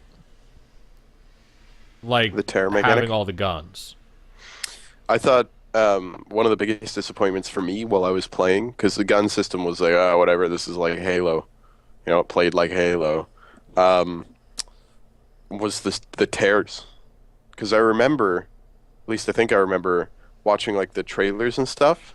The tears looked really cool because they were really situationally um, significant. So like you'd be in the middle of a fight or something, and she'd be like, "Oh, look, a tear! I can open it," Oh and yeah, you'd with the open it, E3 and it would, demo. yeah, it would be like a Ugh, horse stampede, you know, in like another country or something. And you'd open this tear to the horse stampede, the horses would just run through and trample all the enemies and stuff. In the actual game, it's like I can give you cover, shit, that's already there. weapons, health, salts, a robot turret, a walking robot, like fighter basically, The or Patriots, the they're fucking flying cool. turrets. So you get a patriot, a turret, a flying turret, resources, or a cover, or a Yeah. grappling hook that you can use to get higher ground. And that was it. I If wanted I I okay, wanted situation specific cool tears that you can open up and be like, "Whoa, that's cool." I like the What lack the of hell? scripting in Bioshock Infinite, but if they put more scripting in it and made it more linear, they would have cooler tears. Yeah. And I the would have game's loved pretty to fucking see linear. So specific tears. it wouldn't have to get much more linear to fucking have some really cool ass tears. Yeah. But Well, even things like, you know, there's a path that I could go through right there that would allow me to flank the enemies and take out the snipers before I start the rest of the fight or something. And the terror is just to like go to a time when there wasn't a cart blocking that path. You know, that would have been yeah. cool for me. But they didn't have that. It was all just the whatever 8 pre-made tears that you could use. Yeah, that was so disappointing. Hmm. That would have, I think that alone would have fixed the game for me, and I'd go back for the It would have gameplay. made the gameplay better. I don't know if it would have fixed it because there's like I feel like the gunplay is fundamentally broken. I feel it, if they It's wanted to just so fix the gunplay, consoleized that like to yeah, fix the gunplay, or at least not even the gunplay, but the gunplay plus the plasmids. Because the thing is that plasmids are only broken into two segments. They all do the same, like, and they either do one of the two things. They're a damage amplifier, or they're a crowd control. hmm, And they're only one of those two things. They don't have anything particularly special to them. The only one that I find that I really like is Torrent or whatever, the one where you fucking shoot water at people so you can knock them off the ledge. or you That's can the only pull one I them find to you. interesting. I would always, I had equipment that made it so when I melee attacked people, it would light them on fire. So I would grab them with that thing, pull them to me, punch them in the face, and then the fire damage would finish them. And I'd use that to like get snipers and stuff, or like Yeah. people who were a good distance away, and I'd be like, I don't want to waste ammo. Come here, kill them. That's like the only interesting or vigor. That's like the only one I That one, particularly liked. the damage redirect one, that would like soak up damage and then throw it as a grenade. That one's mandatory for that fucking boss fight, Yeah, I the didn't. ghost one. I barely used that one, but that one was Oh, interesting. it's And then there mandatory was for the the ghost the fight charge one. on The hard. charge one was really fun because I'd be like, that guy's really hard to get to, and I have a shotgun. And then I would just use the charging, they're not called plasmid, whatever, the Vigor. charging ability and teleport to the guy. They're called And vigors in beat the shit. this. Yeah. I don't like that they changed the name, but I They also like that changed the it was name, but it the makes sense given the narrative. But we're gonna talk about narrative later. name. I want to get everything gameplay done, and then we'll just like jizz over narrative stuff. Yeah. Yeah, but We're making this those are game the sound only, awfully bad so far, but those are the only three good abilities, I think. yeah, Yeah. they're just They're kind all- of they're very boring, but they're still always for the same thing. They're Mhm. like they're crowd control or they're damage amplifiers, and there's some interesting combos that you can do. Like I like that you can electrify the crows. Mhm. You can do similar stuff with fireballs, and it's just I like what the fireballs turned into because the fireballs turned into the best AoE in the game. yeah, If because you they like upgrade them all the way. explode and Yeah. fucking burn everyone around them when you get the Well, upgrades. I had equipment that made it when I did critical damage to somebody, they would electrocute all the enemies around them. So I would throw a fireball into the middle. The fireball would direct hit somebody, doing critical damage, stun everybody, explode, and then I had it so that if somebody's killed by a fireball, their body becomes a fire trap Yeah, or something like that, I think. I think it And explodes and sends out more yeah, mini ones. so their body would Because I had the same explode thing. and light everybody around them on fire, but also the fireball would explode into smaller ones.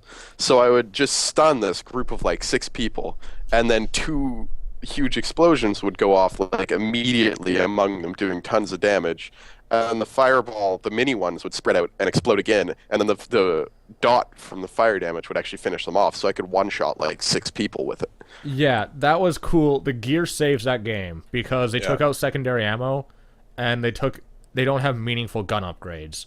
In Bioshock 1, they had meaningful ones. Yeah, the guns Upgrades were way better in change Bioshock 1. mechanics, but in this, it's just like you have more ammo capacity, you do more damage. I didn't even notice what the upgrades did. I just bought them because I knew they were doing something somehow. They're boring. They're very standard, and Yeah. they don't. There's no mechanical changes. The guns are always the fucking same. And they look identical, like you don't even get a visual change. Whereas at least the plasmids changed.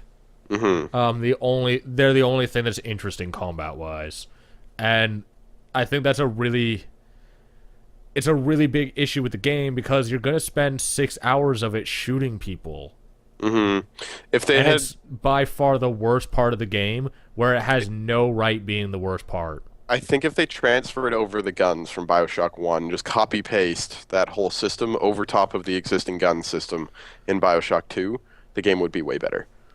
Yeah, well, given the narrative, it doesn't make sense why the guns are so boring. They could have had more interesting ones, but Could have had some crazy weapons.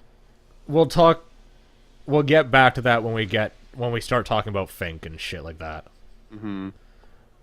But yeah, I'm very disappointed with the gunplay. The gunplay is just not good. Whereas in Bioshock 1 it was pretty good. Bioshock 2 probably had the best gunplay of the entire series.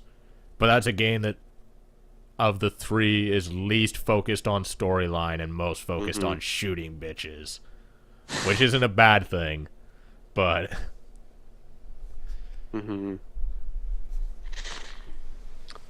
I don't know. They could have done more with it. If if they made the tears interesting and they made if they the just made guns one cooler. thing in the gameplay better, then the game would be a great game. But Yeah. as it stands, it's a good game, like from a game standpoint, with like one of the best narratives ever. Yeah. I mean, I definitely put this game up there with Half-Life 2, but I wouldn't say it's revolutionary. There's actually nothing revolutionary about this game because the gameplay is like all very standard, but then they didn't revolutionize the linear scripted FPS because I mean, it didn't do anything Half-Life 2 didn't do, right? Hmm. The only yeah. I mean, Half-Life 2 is the game that got like the linear FPS, like this style of FPS campaign rolling. Before that, it was always like Doom, but which wasn't a bad thing. And I would like more FPS campaigns like the style of Doom. But like the style of Doom, like the old school Duke Nukem campaigns too, where like you have a Yeah. loose story, but you're basically exploring gigantic levels, and Hmm. they aren't linear. Half-Life 2 is like the game that got linear FPS rolling, but no one in except for I guess this game has done linear FPS story as well. Except for I maybe would argue Bioshock 1. Bioshock 1. Yeah. But Bioshock 1's as good as it is, not because it's not as linear and it has a lot of old school tendencies and it plays a lot more like System Shock 2 than Bioshock 2 or Infinite do. Like, it's a lot more of an RPG. Hmm. Not that I would call the game an RPG, it just has a lot more RPG elements. There's a lot more emphasis on them. Whereas Yeah. those elements are completely removed in Infinite. And the thing is that those RPG elements are like what made Bioshock Bioshock. Yeah. Even though Oh, Bioshock really was just a bastardized version of System Shock, but well, it was the mechanics really, I think, that made Bioshock Bioshock. The mechanics and the environment. Like Bioshock to me is a yeah, series but all about the environment, which is why I never played Bioshock 2, because I was like, this is just a shooter that's taking place in like recycled art from the yeah, but original Bioshock Bioshock. is based on System Shock's mechanics and style, and like even the gameplay story is practically the same, and the mechanics are the same. It's just System Shock in a new world, and Hmm. and watered down and just not as good. But like at least it was close to System Shock. Bioshock Infinite is not. No. So, do you want to get on narrative stuff? Sure. Because I feel like that's the strong point of the game, and there's more discussion to be had about that than there is to be had against about gameplay. I think we're both just going to agree that it's pretty damn good. It's pretty fucking great. I Mhm. think Elizabeth is one of the best NPCs ever. Yeah, I really like. She's up there with Alex Um, Vance. Alex Vance and her. Oh man, dream threesome. Fell in love with those characters. They're No, pretty Elizabeth's amazing. like as mature as a 14-year-old. Uh, A lot of that in a lot of aspects. Me too. So that works fine. Mm. Yeah. I really liked that there was no lovey-dovey, like love interest stuff going on between the two characters, even though, There's no love interest stuff, and to be yeah, honest, if there was, it would make the ending very creepy because I mean, yeah, it turns out that she's your daughter. So yeah. Well, be even kind of if like, it was like it turns out she's your daughter and you like it turns out she's your daughter and you don't even like run in for like a hug or like there's no love there, no, you because know? Booker It's like a DeWitt is like this yeah. emotionless, like self-torn, No. like torn apart, Yeah. emotionally alcoholic bastard Yeah. who has gambling problems. I'm assuming Yeah. he has gambling problems because no one falls into the kind of debt that he apparently had when you don't When have you don't have gambling problems. Yeah. Um, I just yeah, I like that she was like standoffish again with him. She was, I think, didn't he tell her to refer to him as Booker like 4 times, and she always called him Mr. DeWitt? Yeah. Yeah, I don't even remember if she swapped near the end or not. She does.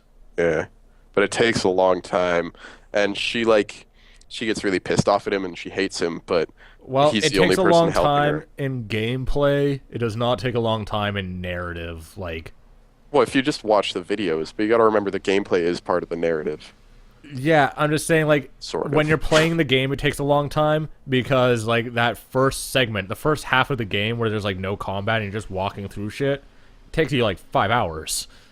And then the last 4 hours, you're just shooting dudes, and all of a sudden, she's not the same person. Like, the narrative plays out a lot faster in the last half of the game than it does in the first half. In the first half, it's, like, all about setting up characters, giving you amazing environments, and then the second half, it's like you're shooting dudes, and after each zone, it like tells you something, and then you keep going. So like the narrative just takes like a backseat to just shooting dudes, and it just plays out a lot faster. Hmm. And you just kind of do shit. You know, there's no discussion. It's just like, nope, next we're going here. This needs to happen. Go. Yeah, and that's why like the first half of the Okay. game was so amazing because like there's these long discussions, they're still scripted, but you know what? I'm perfectly okay with falling into a scripted game and like living that environment and getting immersed in it. As long as the scripting's not obnoxious like it is in Call of Duty and Battlefield, where it's like, walk through a door, it's locked permanently. That shit's obnoxious as fuck. But that's not... They don't run into that a lot in Bioshock Infinite. They run into it... There's a few things, and some of them, I really feel like people who nitpicked about, like, the dancing thing, for example, she'll just dance forever unless you, like, activate the script. But, like, that's so nitpicky, like, just getting mad about shit like that. And it has a long... The narrative and, like, the narrative in this game is the most important part of the game. It's where the, like, vast majority of the work has gone into, is building these characters and building this world, and the gameplay took a back seat. And, like, that dancing scene on the beach has an importance in building those characters. And so, like, you can't get rid of that, or else, like, you don't build these connections with Elizabeth, and she basically saves the game. She's more important than the main character. She's pretty much the main character, not Booker. I would say, yeah, I know more about her and am more interested in her than I am in the character you're playing as. Oh, without a doubt. She's the most interesting thing about that game. She's wonderful. Her character design is great. She grows up in a meaningful way, like, throughout the game. Like, there's less development in Booker's character until the very end of the game, where they tell you everything about him and basically, like, give you an info dump on him. Whereas, like, Elizabeth, you see as, like, a growing person. I think there's only a couple points where they actually talk about Booker as a person before, like, and that the would last be, like, 20 minutes. The only time that I can think of where they talk about Booker in, like, a meaningful way is in the Hall of Heroes, when they're talking about the Wounded Knee Massacre, which, by the way, not a Skyrim reference, you fucks. People think that's a Skyrim reference? Yep.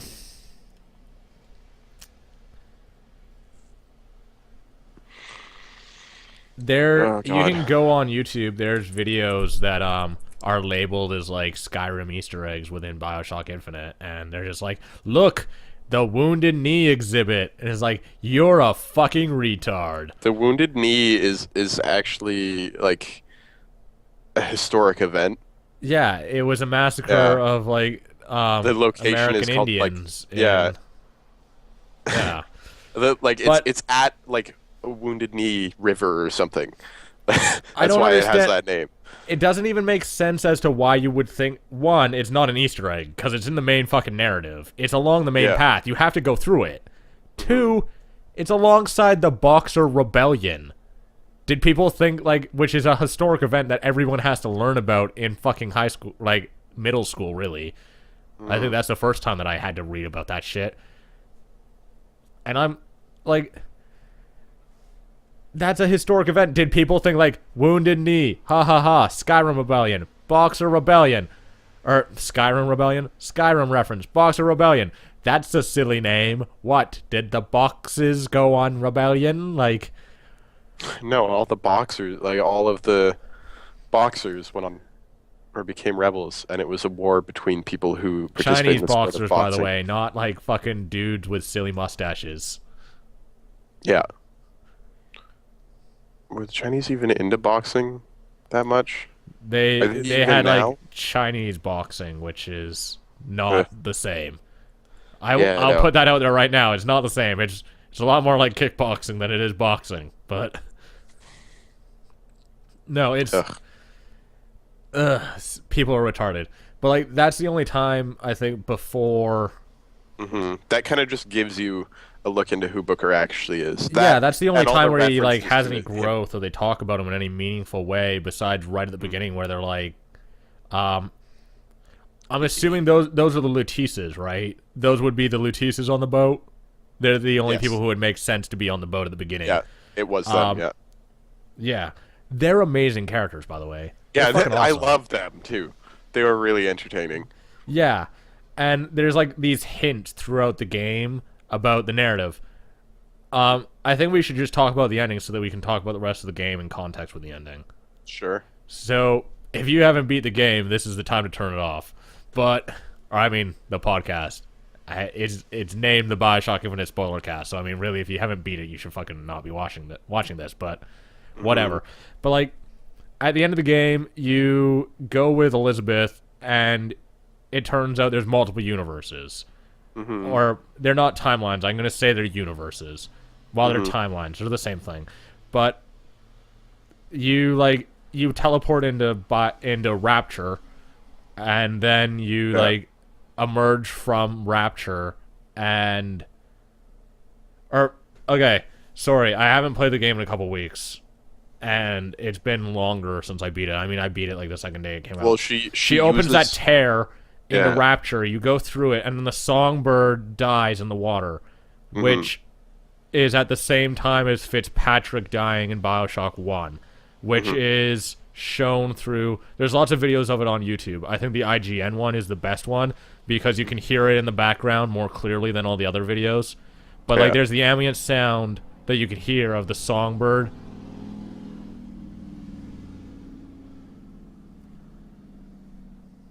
Sorry, there was a very loud vehicle going by. Should close my window, but... Fuck it. Warm. It's hot in here.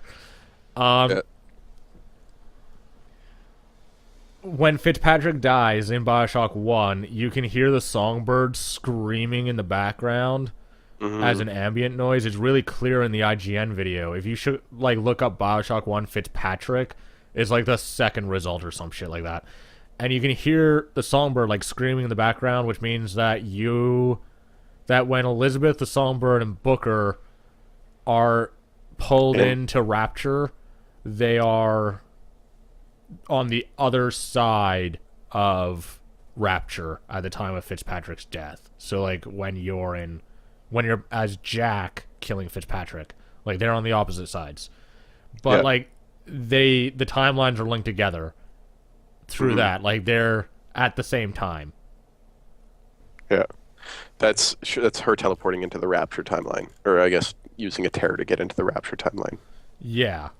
And then I guess she just uses it to kill the songbird, and then you take or you get out of Rapture, and then you go into where all of the lighthouses are. Yeah, you go into the lighthouses where each essentially... one represents a different timeline. Yeah. And then you go to the baptism, which is the... Okay, I have issues with the first time you go to the baptism because it looks like you can... Sarah, what are you fucking doing? We can see your butt. Whatever. Just walk by. Yeah, it looks so weird. God. It was just an Your ass. girlfriend's a freak. Just an ass across the screen. I think Jeff, you have to move your webcam back down because now your face is covered up by the template. I'm pretty sure she was covered up initially by the template. Now she won't be, but... Yeah, come on. Just walk by. We have literally people yell. We have cars driving by. Normally there's some fat dude without a shirt on in the background of Tyler's stream. And here we are. She's trying to not get recorded. Way to go. So, here we go. So, then you go into the lighthouses, and each lighthouse is its own timeline. And then you go to the baptism. The first time that you get to the baptism, where there's the priest and everyone there, and you're gonna deny the baptism, it looks like you can walk around it and then go up through that little White House door, or not White House, but the little white shack that's on the top of the hill. And so I tried to go through that, and it just totally immersion breaker right away. Because I was like, oh look, I can ignore this, which is the thing that I would do, because I think that's cool. If you notice that you can ignore it, you can ignore it. And that's something that I would have liked to have done, but you can't. And then I walked around, I was immersion breaker, and that's one of the times that scripting was really broken for me. That's the only time that I actually had an issue with the scripting in the game, because I thought that door was way more interesting looking than the baptism. I'll give you that. Yeah, so I was ooh, I can go up on this hill and ignore the baptism. And the second I walked up there, I was like, oh, I can't. Now I have to go It would have back. been Well, it would this have is been nice. awkward and doesn't play out. Yeah, it would have been nice if they had scripted it so that if you walk around, the priest like turns around and is like, "Where are you going?" And you're like, "I don't want it. I don't want a baptism." And he's like, "Come back," and tries to grab you, shove him away, and then you continue with the narrative from there. That would, Yeah, it would have been better just because, like, when one of the issues when you heavily script a game is that you have to, like, you have to put in enough contingencies basically for when the player tries to break it. Whether and the they're only way to purposely really trying know to when you break need to it. do that is to see where the players try to break it. Because Yeah. a lot of the time when you make a scripted game, you expect the players to do what you would do. And if they don't, you're like, Well, "Why'd then the you do game just, that?" like, stops playing out. Yeah. And so, like, this is one of the only moments where I really felt like the scripting was broken because I went to go do something that it looked like I could do, and then I couldn't, and then it's like, well, huge immersion breaker right away, especially for the end of the game, right? Because like that last 20-minute part is basically a cutscene that you're walking through, Yeah. and so like you've essentially ruined the cutscene. One of the cool things they did actually take it into context because I remember when we were during the lighthouse thing, there's these bridges that come up out of the water that you can walk across to go And between you can go lighthouses. to you can Yeah. go different directions. One but of them actually they, allows you to choose your direction, and the a first couple time, of them allow you to choose your direction, but they don't have any like significance. They don't yeah, change the it story goes or to the same anything. place. It's just like you chose to go right when we gave you the option to go left. Yeah, but that gives you a lot more sense of immersion because I remember the first one, you have to go straight. Like there's only one direction to go. And I was really annoyed with that. I was like, I want to choose which lighthouse I go to. What the hell? But oh, are you talking about on the stone part? Because that like Yeah. Well, there's a dead end. there's a part on the stone one where you can go left or right. It doesn't dead end you. Oh. I remember I saw a dead end and I was like, oh. And then I went to another part and I realized I could go left or right. And I was like, ooh, I get to That choose. was on the wood one, right? Yeah. Yeah, you don't think of it initially, but you can. They do that twice, and it's with the stone part and with the wood part. Okay. They only ever give you two choices. Like they only give you that choice twice. But Yeah. I mean, it doesn't do anything. There's no way with the narrative, the way it's set up, like the end of the game where it like gives you all the multiple universes, and it turns out you're Comstock and Booker, like he's the same person, and that like the Booker who denies the baptism becomes Booker, and like he has a child and has a gambling problem and is all around apparently a scummy human being who has huge emotional issues. Like if you deny the baptism, that's who you become. And then if you take it, then you become Comstock, who is some weird Some like crazy Mormon capitalist yeah. patriot. You basically who's not become really a the new patriot, Jesus. who's also super racist. Mm-hmm. I love that no one likes Lincoln in that game, and that there is a God, why can't I remember his name? There's gonna be. Bear with me while I open. Excellently didn't open it up on the wrong screen. There's a gigantic statue of fuck. John Wilkes Booth? Yeah, Wilkes Booth. There's a gigantic fucking statue of him in the Hall of Heroes because everyone in Columbia hates Lincoln because he freed the slaves. Yeah, and there's Columbia still has like black slaves and super segregation. Like I think there's parts of the game where you go into like the black areas of town where they're like back halls and Black there's like and Irish. Remember, Yeah. they hate the Irish. Oh, This yeah. is old school racism here. yeah, and you can actually go into the back and they're like, "What are you doing back here? You shouldn't be back here." And there's like signs and shit that like advertise like the black people how they have to behave and stuff as they walk through the doors that lead to the white areas of buildings. Yeah. I thought that was one of the coolest things in that game. I But- really liked that they were like Yeah, you either talking become about like racism in it.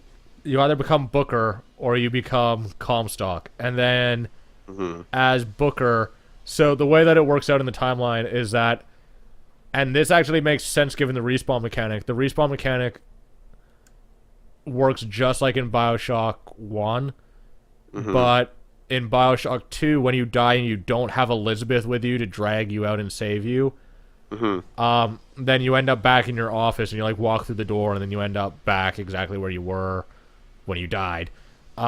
This makes sense given the game's multiple timeline thing and given the coin flip at the beginning with the Lutises where it's always heads, Mm-hmm. because you're not you died and now you're a new Booker, Mm-hmm. and now you're back at that point in the timeline, but this time you won't die. This time you'll live. Mm-hmm. Like that's So how it's the another. respawn It mechanic spawns a new works. timeline where you haven't died yet. Yeah. Yeah, but you're at the same point. Yes. Mm-hmm. So that makes sense given like the game's multi-universe, multi-timeline thing, which I actually like. The respawn mechanic makes a bit more sense in this game, except it's still bullshit that the other people don't like respawn and come back to life. Just because it makes the game unnecessarily easy, which is something we Mm-hmm. already discussed in the gameplay part. But I I like how that plays out. Like there's a lot more thought, it seems, than how they did it in Bioshock 1, where they're like, Vita Chamber, you're just back to life because we said so. Mm-hmm. Well, wasn't it a cloning chamber and it would just spawn a clone of you that had all your gear? It said something like that, but they never really explain it much. My beef with okay, Bioshock Infinite. Now that we're into the writing section, there was an interview that Ken Levine did with I think it was like Xbox Magazine or some bullshit. Some people who aren't particularly real journalists, but that's what I think of like any of the console fan magazines or Kotaku, especially Kotaku. What cancer Mm-hmm. they are. I can't Mm-hmm. believe that people took their Xbox Always Online rumor seriously because they're the people who initially like reported that. But that's for another day.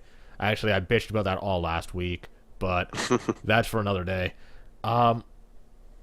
But like it just they did an interview and he said like we only ever like to put one or two things that can't work within our world into our games so that we can write about them and explain them, because the thing about good sci-fi, and let's be honest, like Bioshock's a sci-fi, that's what it is. Yeah. And so if you in good sci-fi, like you have to explain things that aren't in our world, which is why you don't want to put a shitload of stuff that's not in our world, Mm-hmm. because then you got an awful lot of stuff to explain and not a lot of time to play out the narrative. Yeah. And they never explained a lot. They never explained the Vita Chambers. In this, they don't really explain anything, and like they don't explain why Columbia floats. They're just like quantum mechanics. They don't explain tears. They're just like quantum mechanics. And so my beef is that they add in things into this world, like into Bioshock's world, that aren't in our world, but never explain them in a meaningful fashion. They're just like, oh, it's quantum mechanics. Mm-hmm. Well, they did say you can get the brother sister over time couple. I can never remember their name. Um, Lutis. yeah, you can find the female's journals, Yeah, and she talks and about she how talks about how she's discovered a particle that they use to float the city, and she yeah, talks because it about doesn't the fall. mechanics of the tears and stuff, right? They She don't, talks about but they those. never explain. They never go into any kind of meaningful explanation. Because I've read all the journals and I've found every audio log and I've watched every video log. Like Hmm. I actually found all this shit in the game, and which is why it took me like 10 hours to beat it the first time. But they they never go past really just saying like, oh, it's quantum mechanics. They never like she's like, well, I found this particle that doesn't fall, but they never go into like how she goes about creating more of them or anything like that, or how you isolate them or anything like that. They never explain it. She's just like, Do they need through to? quantum mechanics, I found this thing that doesn't fall. Well, yeah, for lore purposes. Yeah, 'Cause what I'm the a lore lore whore. is, she, through scientific means, discovered a particle that would allow the buildings to float. And then, I mean, the same way she discovered it, I'm sure she can produce more. Like, you don't need to, in a sci-fi, But you they don't need never to said explain how the she. process of it, She never right? said how she found them though. She just said she found it, and so like it just seems What do you lazy. want them to say? Oh, I made a large hadron Make up fake collider. And science. why? because it's She's for the lore only one who purposes. understands it. Nobody else understands it, only her, Then why right? wouldn't she write it down? Also, her brother, because Well, her brother, I think her brother is her, possibly. but born as a male. So it's her in a different timeline where she was conceived as a male instead of a female, right? And then they find each other. Yeah, I'm pretty sure that's what her brother is because they don't that exist is in the what her same brother is timelines. because they Yeah, talk about that. But yeah. I still feel like no, I just feel like it's lazy writing. I don't. I don't think it's necessary to write about because you can't make the story more interesting by writing about that because that doesn't really matter. All It that makes it matters, more interesting for people who are really into lore and sci-fi. It doesn't have any narrative purpose, but it does make the story better. It makes it stronger.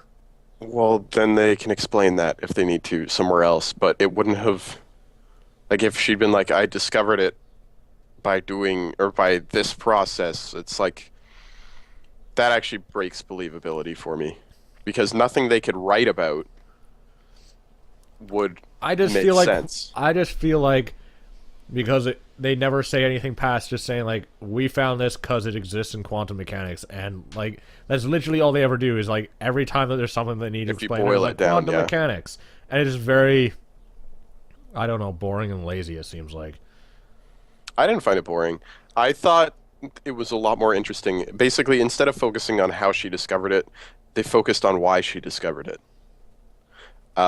So her narratives were a lot of talking about like how she could sort of sense that her brother existed, the male version of her in another timeline, and they were always trying to find each other. And together, sort of in two different timelines, they discovered the ability to cross between timelines and joined each other. I thought that was way more interesting than her saying, "Oh, I created this large hadron collider and accidentally stumbled upon this crazy particle that I then discovered this magical way of mass producing." Like, you can't make that interesting. It's just bullshit. It's just bullshit science that they have to make up, which to me is a waste of my time. It doesn't add anything for me unless there's some sort of crazy interesting story behind it. You know, like there's some other mechanic in the world. But this is a science, it's supposed to be based in our past. So the more they can ground it in existing technology, the better. And if they can't ground the discovery of that new particle in existing technology, I'd rather not have them make up bullshit to try and explain it. As long as they explain that it exists. But that's my personal opinion. So I know you feel differently. fair enough. Um, but yeah, that was definitely they didn't touch on that at all. You're right. They kind of just were like, yeah, it's magical, amazing quantum action that this girl discovered. And then they used it to steal the baby. And then they used it to steal a baby. Yeah. How did he even know that she was supposed to have these magical powers?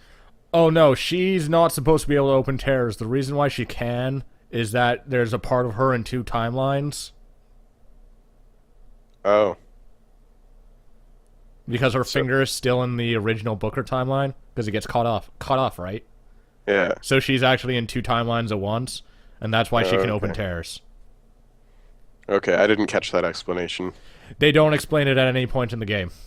That's just Yeah. what everyone's saying because everyone's like, "This is the only thing that fucking makes sense." Otherwise, she's just magic, and that fucking doesn't work because this is sci-fi. Damn it! Well, Booker's, or at least Comstock, is supposed to be able to Open predict the future, tears. right? He We're can't. supposed to be able to. He can't predict the future. The reason why he can is that he uses lutices to open tears and timelines to see into the future. Okay. Because he moved around through timelines to like predict the future, but really he doesn't. He's not like fucking magic. He can't just see the future. He used the hmm lutices technologies in order to see the future. Yeah. It's also Uh, what he used in order to grab Elizabeth, yeah.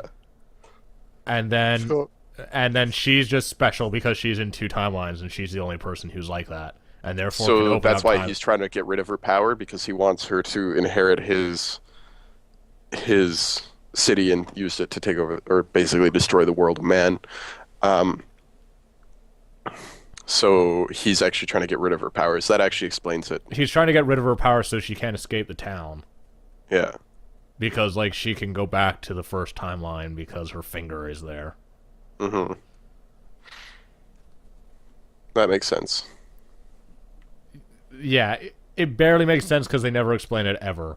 Yeah, But but it makes it's more the only sense. thing, it makes more sense than fucking magic because they never talk Yeah. about it at all, which is the other point where it's, like, very lazy. And so, like, they left Yeah. it to the community in order to explain why the fuck Elizabeth is magic.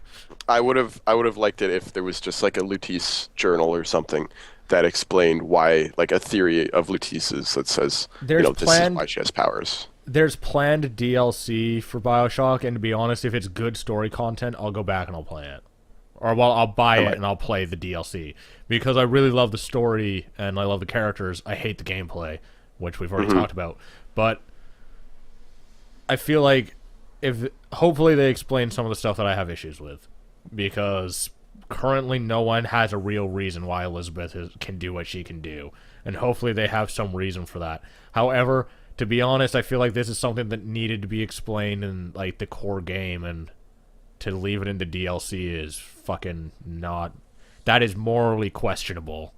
That's like Hmm. that's like putting the Promethean as paid DLC in Mass Effect 3. It's like key story content, fucking paid DLC. Yeah. Who cares? It's Mass Effect 3. I have not played that game. It's not good. That's what I've been told. Avoid. But yeah, they never really explain Elizabeth, or at least her powers, which is Hmm. frustrating, which is a huge gap in the narrative. I mean, it's a very important thing. Yeah. Well, their explanation is, I don't know, I've had it as long as I can remember, but it's getting weaker. Yeah, That's their whole explanation. that's all they ever say, and it's just, Oh, and they say it's getting weaker because of the machine in the tower. yeah.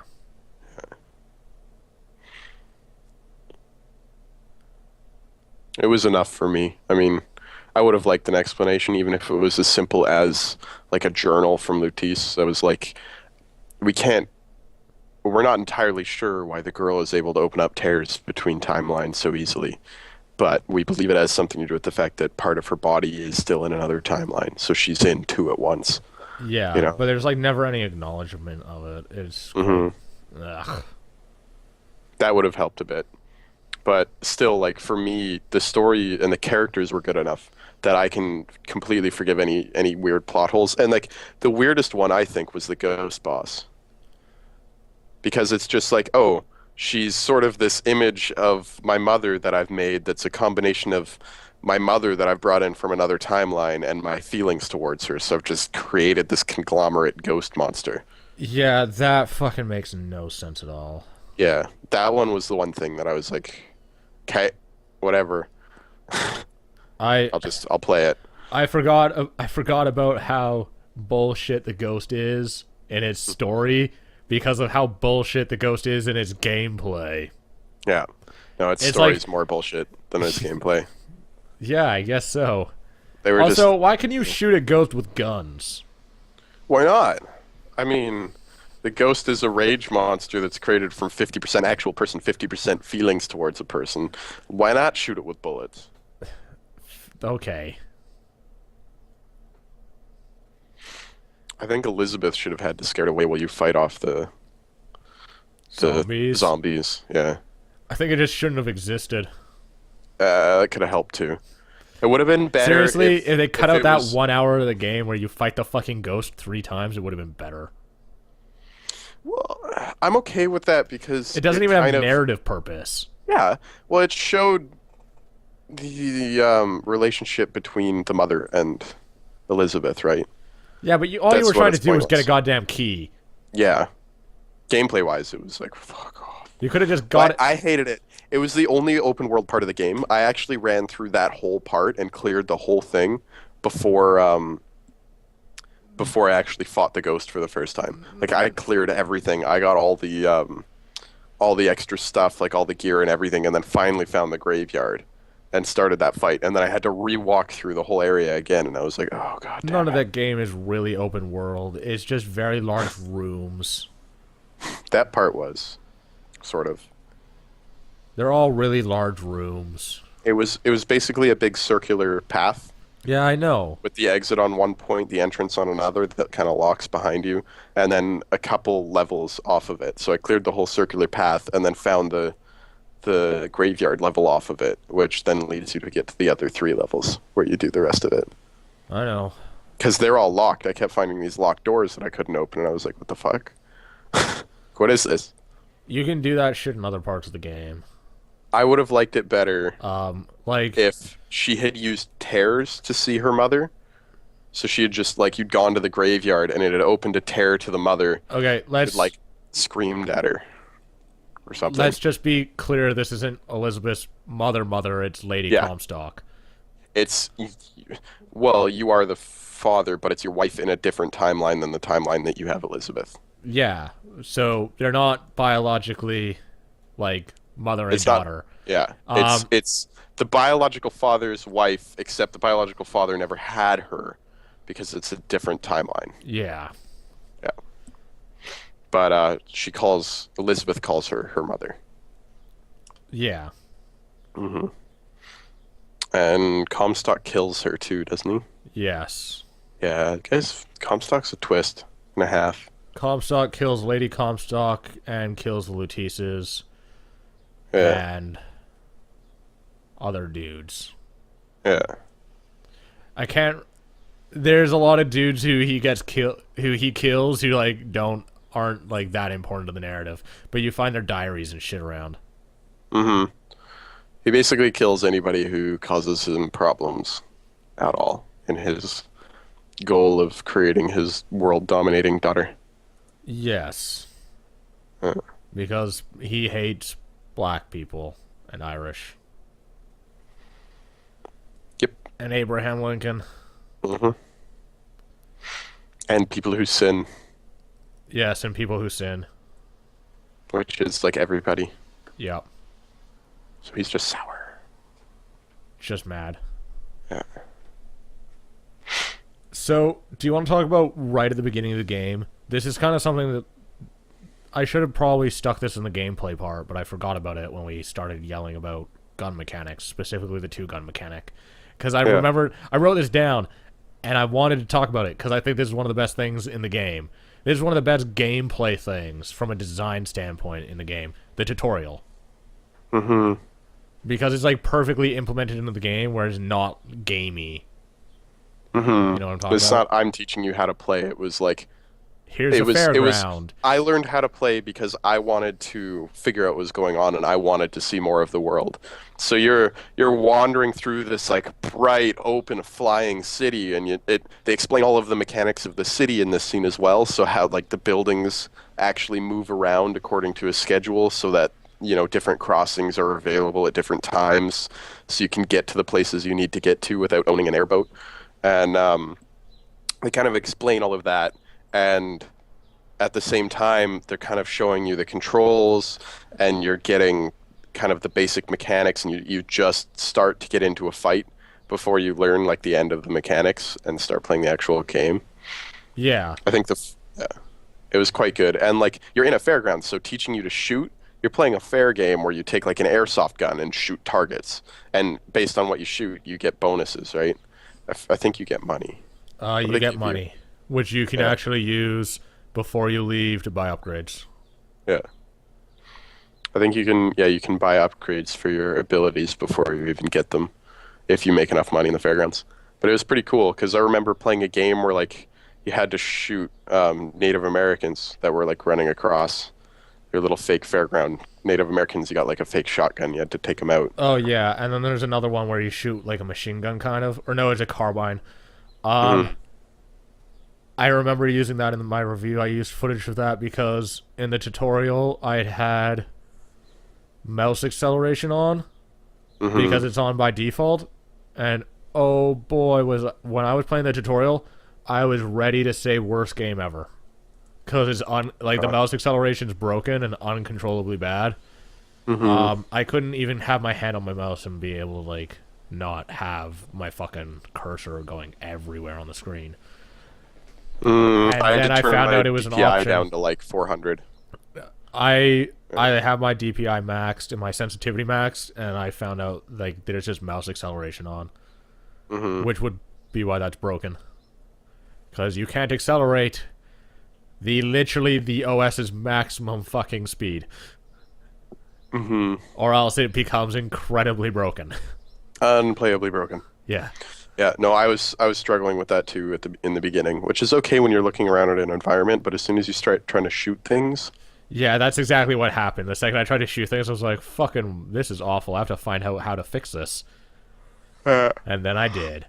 And then after I beat the game the first time, I figured out how to fix the stuttering issue, which mm-hmm. was like the not addressing my loads of VRAM. Mm-hmm. I ended up with the same issue later. I got through most of the game without seeing it. The only time I'd see it is if I alt tabbed out of the game. It gets But bad when eventually you got get to to the the point, last half. yeah, because the it's a little more stressful, the environments Yeah, because on they're your bigger. computer. Mm-hmm. So I was like, what the hell? And finally, yeah, I realized, oh, this is the stutter issue. Went and fixed it. Yeah, I don't know how they missed that. Yeah, It's like, you're I'm missing a thinking, zero I'm here, thinking it was, guys. I'm thinking it was a bug that was accidentally introduced, um, right near launch or right near their Probably. gold version. Because they're I just basically didn't missing a notice. zero on the end of the, like, how much you can address for VRAM. It's Mm-hmm. like, you have 1.8 gigabytes of it. Let's address 180 megabytes of it. It's like, listen, Yeah. guys, that's the wrong number. I think I was at like 400 megabytes, and I was like, I have 1.5 gigs. Can we use all of that? That'd be awesome, because I'm playing on like the highest possible settings for everything. Yeah, I have 1.5 gigs, and it was only using 180 megabytes. The fucking first half of that game for me was terrible performance wise. Hmm. I mean, like, I would be able to. I had the game maxed out. I was pushing 100 FPS, but with the fucking stuttering. Oh, God. But no, like, Yeah, that's how you do a mine wouldn't be tutorial. stuttering though. If my RAM was too low, it would not be stuttering at all. It would be, I would get like 3 frames a second, and then I upped the VRAM, and it was like, oh, back up to 120. It's like, what the fuck? Maybe it was SLI you get stuttering, but regular you get shitty frame rate. Uh, I just had stuttering. I always had freeze ups. And they got really bad near the end of the game. They were like 3 or 4 seconds. Hmm. Yeah, I don't know. It was interesting, but once I dealt with that, the game was fine again. I also found there was a couple spots kind of near the middle of the game that I just wanted to run through and not really play. I got bored a few times. Yeah, well, that's because the gunplay is like the weakest part of that game. And so, like, Hmm. every time it felt like a chore by halfway through the game because it's just not that good. But Hmm. we've already talked about that. Um, I really liked the tutorial. I liked the way it played out because it was integrated with the game really well, and that it just wasn't gamey. It wasn't like a off to the side thing. It wasn't something that they forced you to do at the beginning, and it was in a really gorgeous environment. And the environments are really what makes this game. Um, Hmm. Exploration's the best part of the gameplay, without a doubt, and it's because the environments are really great. Yeah.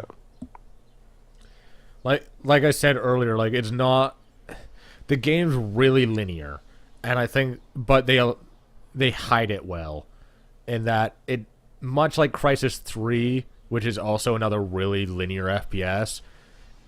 It's more like walking through a series of really big rooms than it is like walking through a hallway like you would be in like Call of Duty or Battlefield, Yeah. because like the environments are just so big.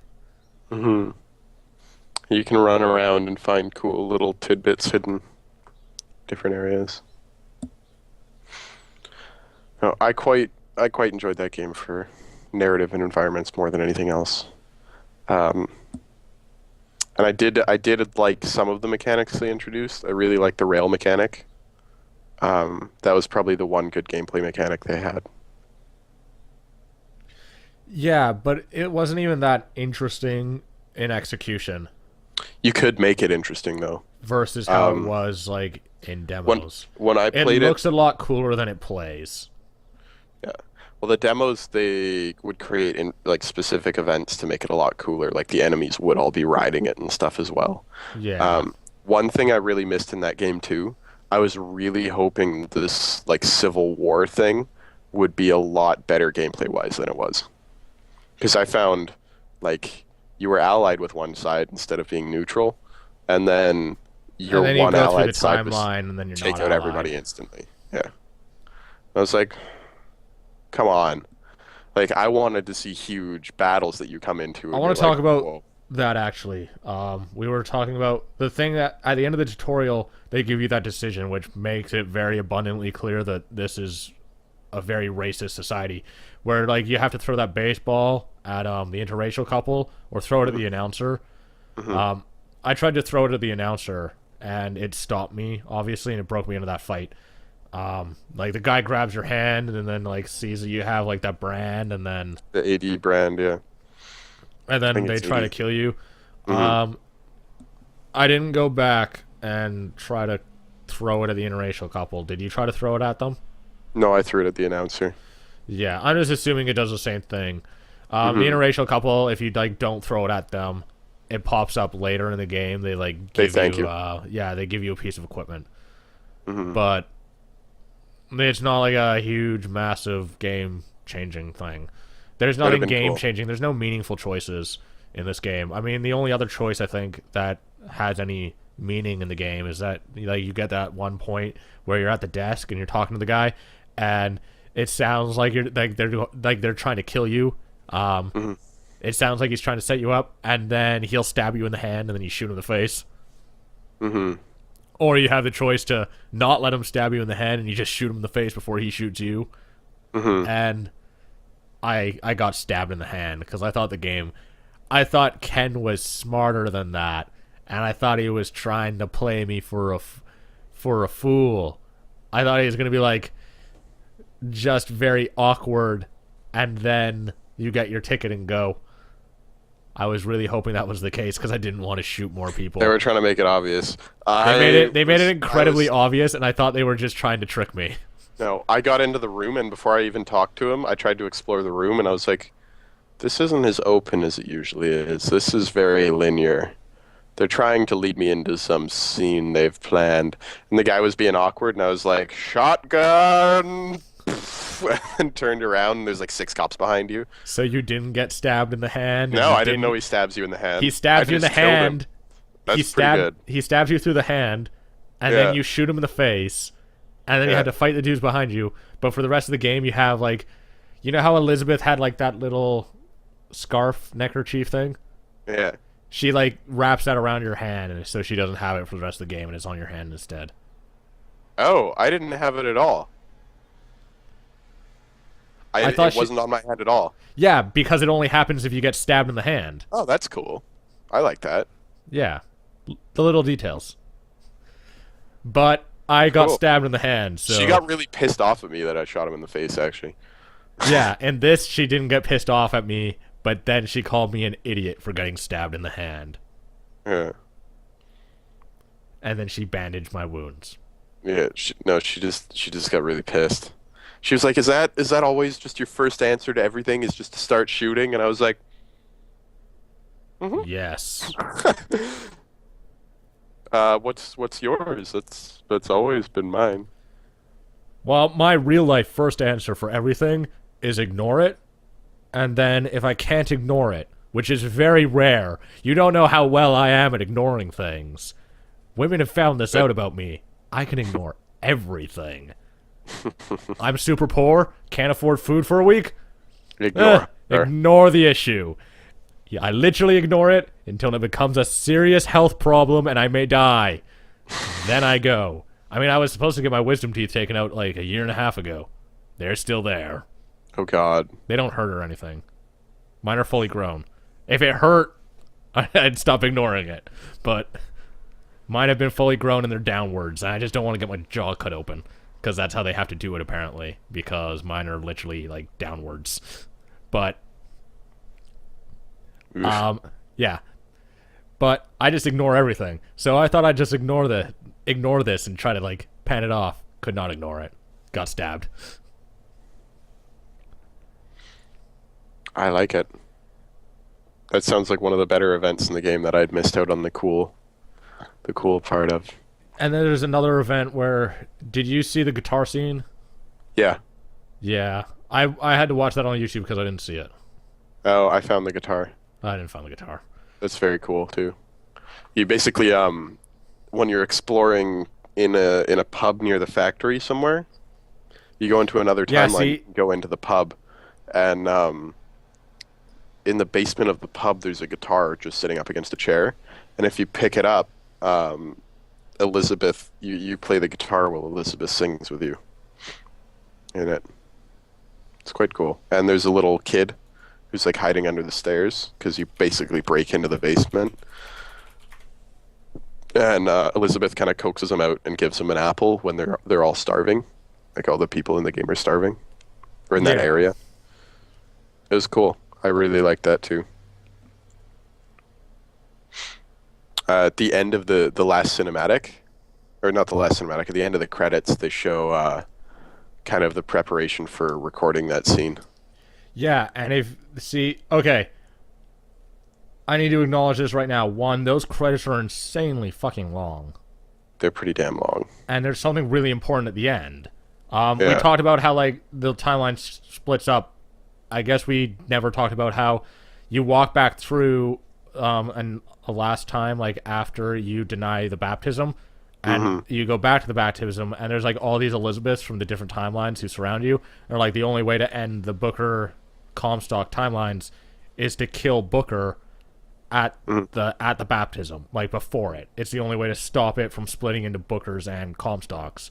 And so they kill you by drowning you, but then you wake back up and you can, like, hear a crying at the end coming from a room, and you start calling Anna, which is what you named Elizabeth in your timeline. And then you go through the door and they don't show you if she's there or not. They leave you on the whole fucking Inception thing, assholes. But so, like, it possibly reset the timeline and had, like, no effect, or had an effect, like, they don't tell you. So you don't know whether or not Comstocks still exist or not, or if, like, there's only Bookers. The way that this is the way that makes most sense to me, and so it's the way that I say it happens, and that is that the Booker timeline continues and exists within, like, the universes, but the Comstock one ends there because you accept the baptism, which is only done by Comstock, but you're drowned. And so Comstock cease to exist because every Comstock that, like, goes to the baptism and accepts it is drowned instead of being baptized. And so if you deny it as you would Booker, then Booker lives, in which case Booker has Anna. But that's unfortunate because, you know, Anna's father has terrible gambling problems and is in ridiculous debt. Yeah.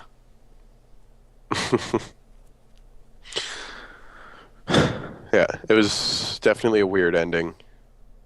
It took me quite a while to kind of figure it out. I beat it at like 4 in the morning, so I was kind of brain dead. And then they brought out all these mindfuck concepts, and I was like, what's going on? Yeah, there's so many paradoxes in it, but that's what happens when you decide to fuck with the multiverse. Just create paradoxes out the ass. Yep. We'll just explain it away by saying that there's timelines where the paradoxes aren't paradoxes, and the timelines where they are paradoxes, they don't actually happen or have anything to do with. Therefore, they're not paradoxes. I like, did you hear the audio logs and read the diaries about Fink and, like, how he made the Vigors and how he made, Songbird? Nope. So, the way that Vigors, like, the Vigors are exactly like plasmids, right? Yeah. So the reason why they exist is that Fink saw through a tear into Rapture, and Yeah. so all of Fink's products, like the guns, or not the guns, but the Vigors and the Songbird, because Fink made the Songbird, are based Mm-hmm. off of Rapture's plasmids and Big Daddies, Mm-hmm. which is why the Songbird actually looks like a Big Daddy but a bird, Yeah. and then why That makes Vigors are sense. just plasmids. Mm-hmm. But But this they is don't. also why I feel like the gunplay could have been way better in Bioshock Infinite, because like they can explain it with the narrative by just by giving them technology that definitely does not exist within the time period, by just Mm-hmm. saying he found it through Rapture. Ugh. Sorry, I. They could just like explain it by saying that he found these guns or like the technology for it by looking into Rapture, because he's Yeah. already done it to make the Songbird and he's already done it to make the Vigors. Mm-hmm. What I don't get then is if the Vigors are based off of Rapture's plasmids, is it the only reason they don't have splicers because they're so new? I think they're limited in their distribution. Most people don't use them. They're only used within like the police force, I guess. Yeah. Well, they were They're so advertising them yeah, though. they are advertised, but like no one buys them because they're not rich enough, I guess. I don't know, because like the only people who I seem think like splicers are are the the main like the bad guy rocket or dudes, the big yeah, dudes who like the enemies who actually use them, because the those guys who guys are use the actually fireballs crazy. and the You can see they're crazy, and so yeah, like the crow guys and the guys who throw the fireballs are the two crazies, and they're the only two who really use the Vigors. yeah, pretty much. I would have liked to have seen more Vigor using enemies and more crazies. Especially when you go into the Rebellion timeline. I think the Rebellion timeline, the Rebel army should have had tons of Vigors and gone nuts. And I actually would have liked it. You know, I forget her name, the head of the Rebel group, the girl. I would have liked it if she had gone crazy with Vigors, like the general did in the Hall of Heroes. He was a little Vigor crazy. Yeah, but she goes crazy in her own way, and this is actually something that I really Yeah. appreciate in that game. So at the beginning of the game, you see that like the society is super racist, and there's an Hmm. audio log which explains why there's actually blacks and Irish in Colombia, and it's Hmm. that they import prisoners and from other like countries and regions into Colombia Hmm. to work as forced labor, Hmm. because they need cheap, because like all these white people move to Colombia and it's supposed to be a utopia, and yet like you still have people who need to do shitty jobs. You need to have people who take out the garbage, who wash the floors, who like do all this kind of crappy stuff that Americans generally have Mexicans do. And hey, it's true. And basically like there's this utopia there, and you see it a lot in actual society, in like I said, like people in California, you don't see a lot of white boys out there picking oranges and shit. You see a lot of Mexicans doing it because basically they immigrate to America. They need a job. They'll take anything they want, or not anything they want, but anything they can get because they need to live. Whereas Yeah. some white dude who's never had to work a real job in his life just goes to college. And Hmm. then like, which is partially why there's like that inflation in education, like it's overvalued, Hmm. and then you get your degree and you still can't find a job. But basically like this is a very true concept, and it's something that actually exists. And so the game has a lot of social commentary regarding race, but even what I would say even more importantly is that it doesn't have is that the social commentary regarding race is kind of limited. It's very simple. Like it's these guys are racist and they're bad for it. But it Hmm. also has, in the wider scheme of things, I would say a social commentary regarding economic disparity, which is a huge issue in the U.S. Yeah. Um, the U.S. has some of the worst economic disparity, like or largest economic disparity of any first world country.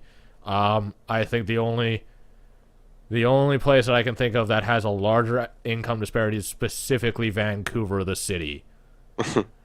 because you have East and West Hastings. Hmm.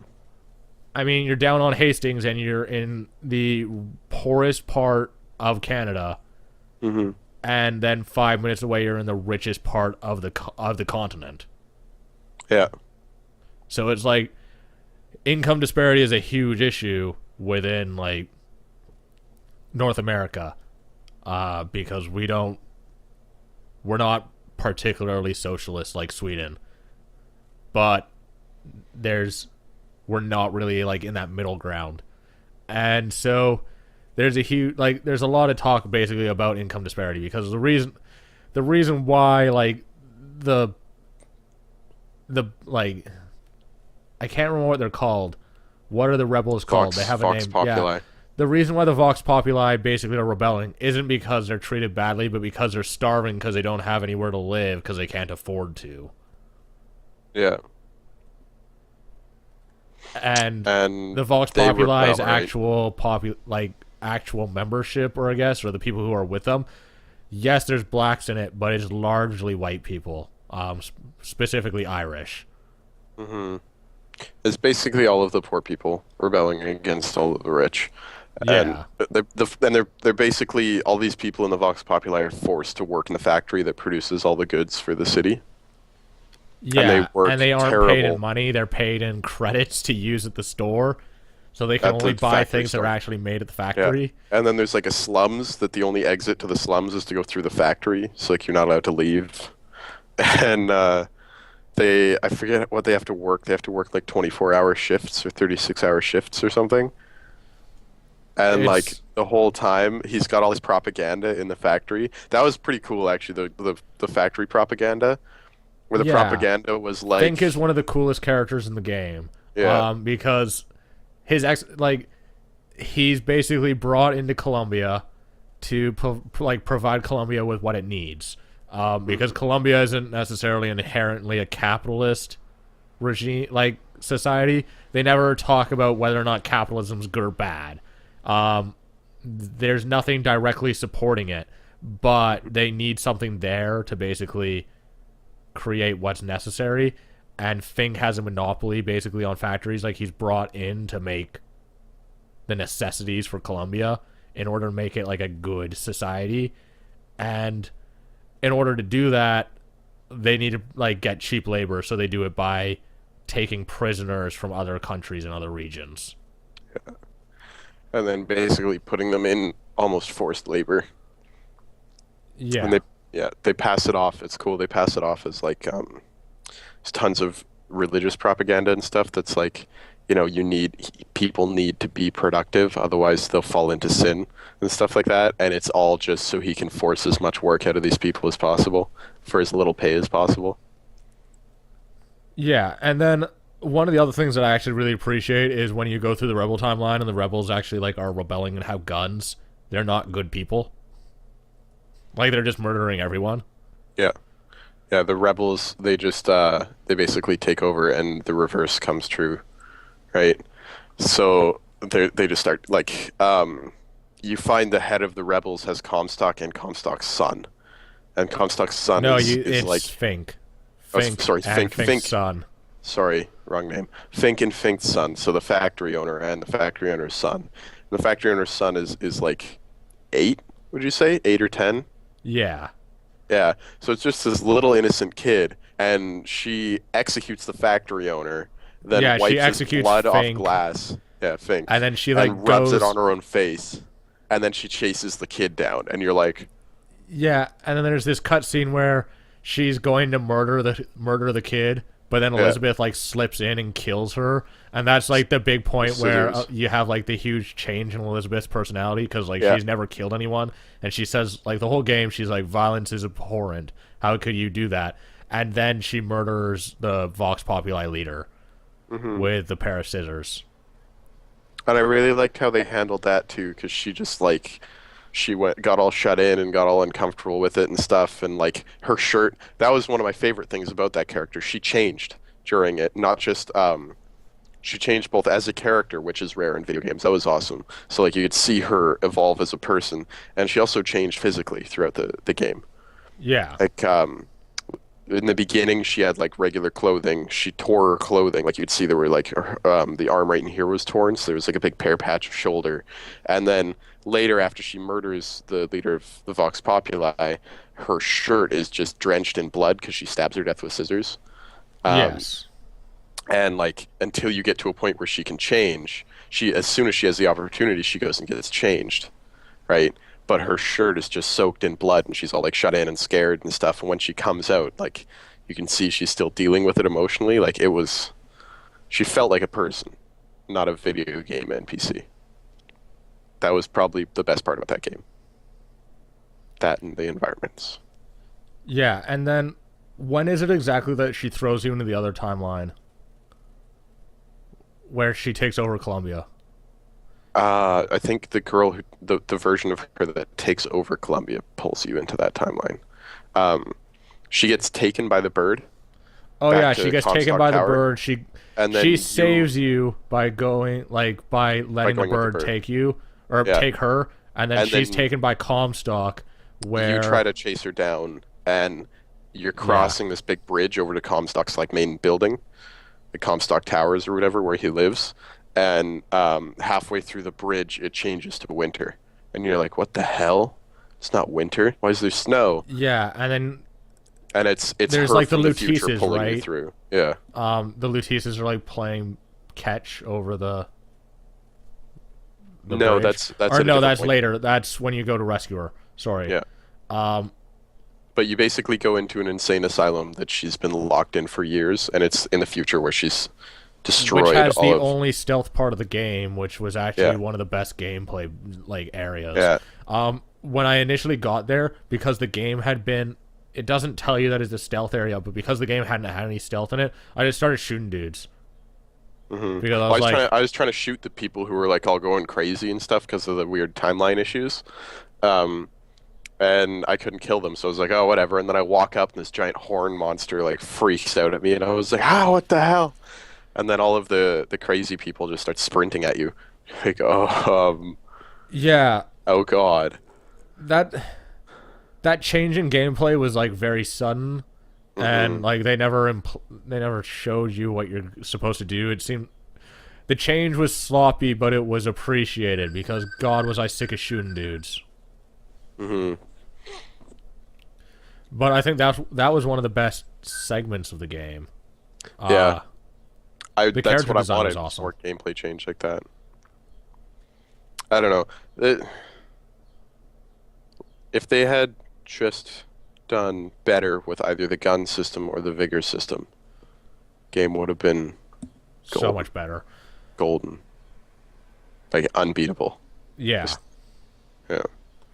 And then one thing that we talked about the boss section thing, like there not being enough boss fights. Fuck the end of the game, that last fight where you're Oh, protecting the you're core. protecting the blimp or whatever. Yeah. Yeah, that So was pretty stupid. boring and Yeah, awkward. especially because the Patriots just make a beeline for the they Yeah, make a beeline for the like the energy core. and then they're just tanks. You can't flip and kill them. And like Yeah. every time I try to take out like a boss like that, there'd be a little dude with a pistol in a corner somewhere, just picking away at my health.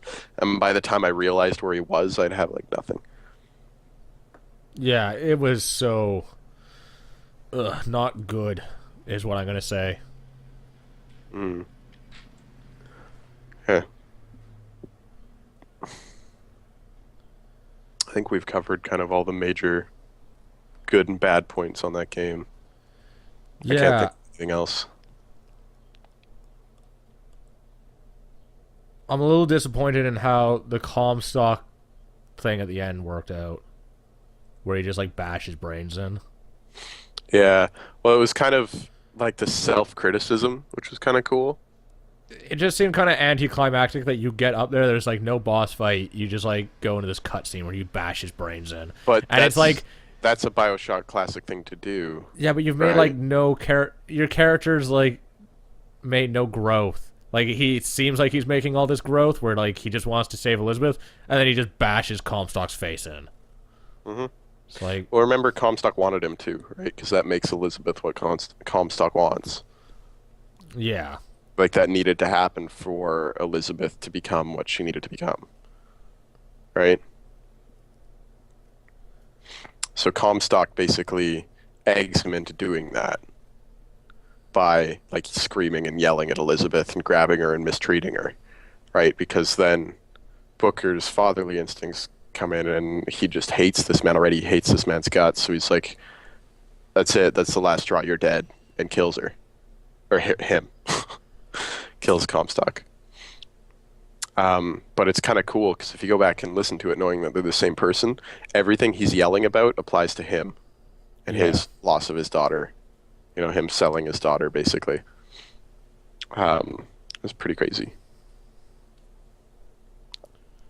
I liked it. I think it was a lot better than any boss fight they could have done because their boss fights up to that point Well, they were didn't not very have fun. any besides the Yeah, ghost. they're just I don't think they could have made it fun. So I preferred that they made it meaningful and interesting over trying to make it a fun boss fight. Yeah, it didn't have to be a boss fight. I'm just saying, like, they needed to follow it up with something more not awful. Because, I mean, like, you bash Comstock's head in and then you do that last segment of the game. hmm It's just like, ugh. I didn't have a problem with it. I really liked the Comstock head bashing scene.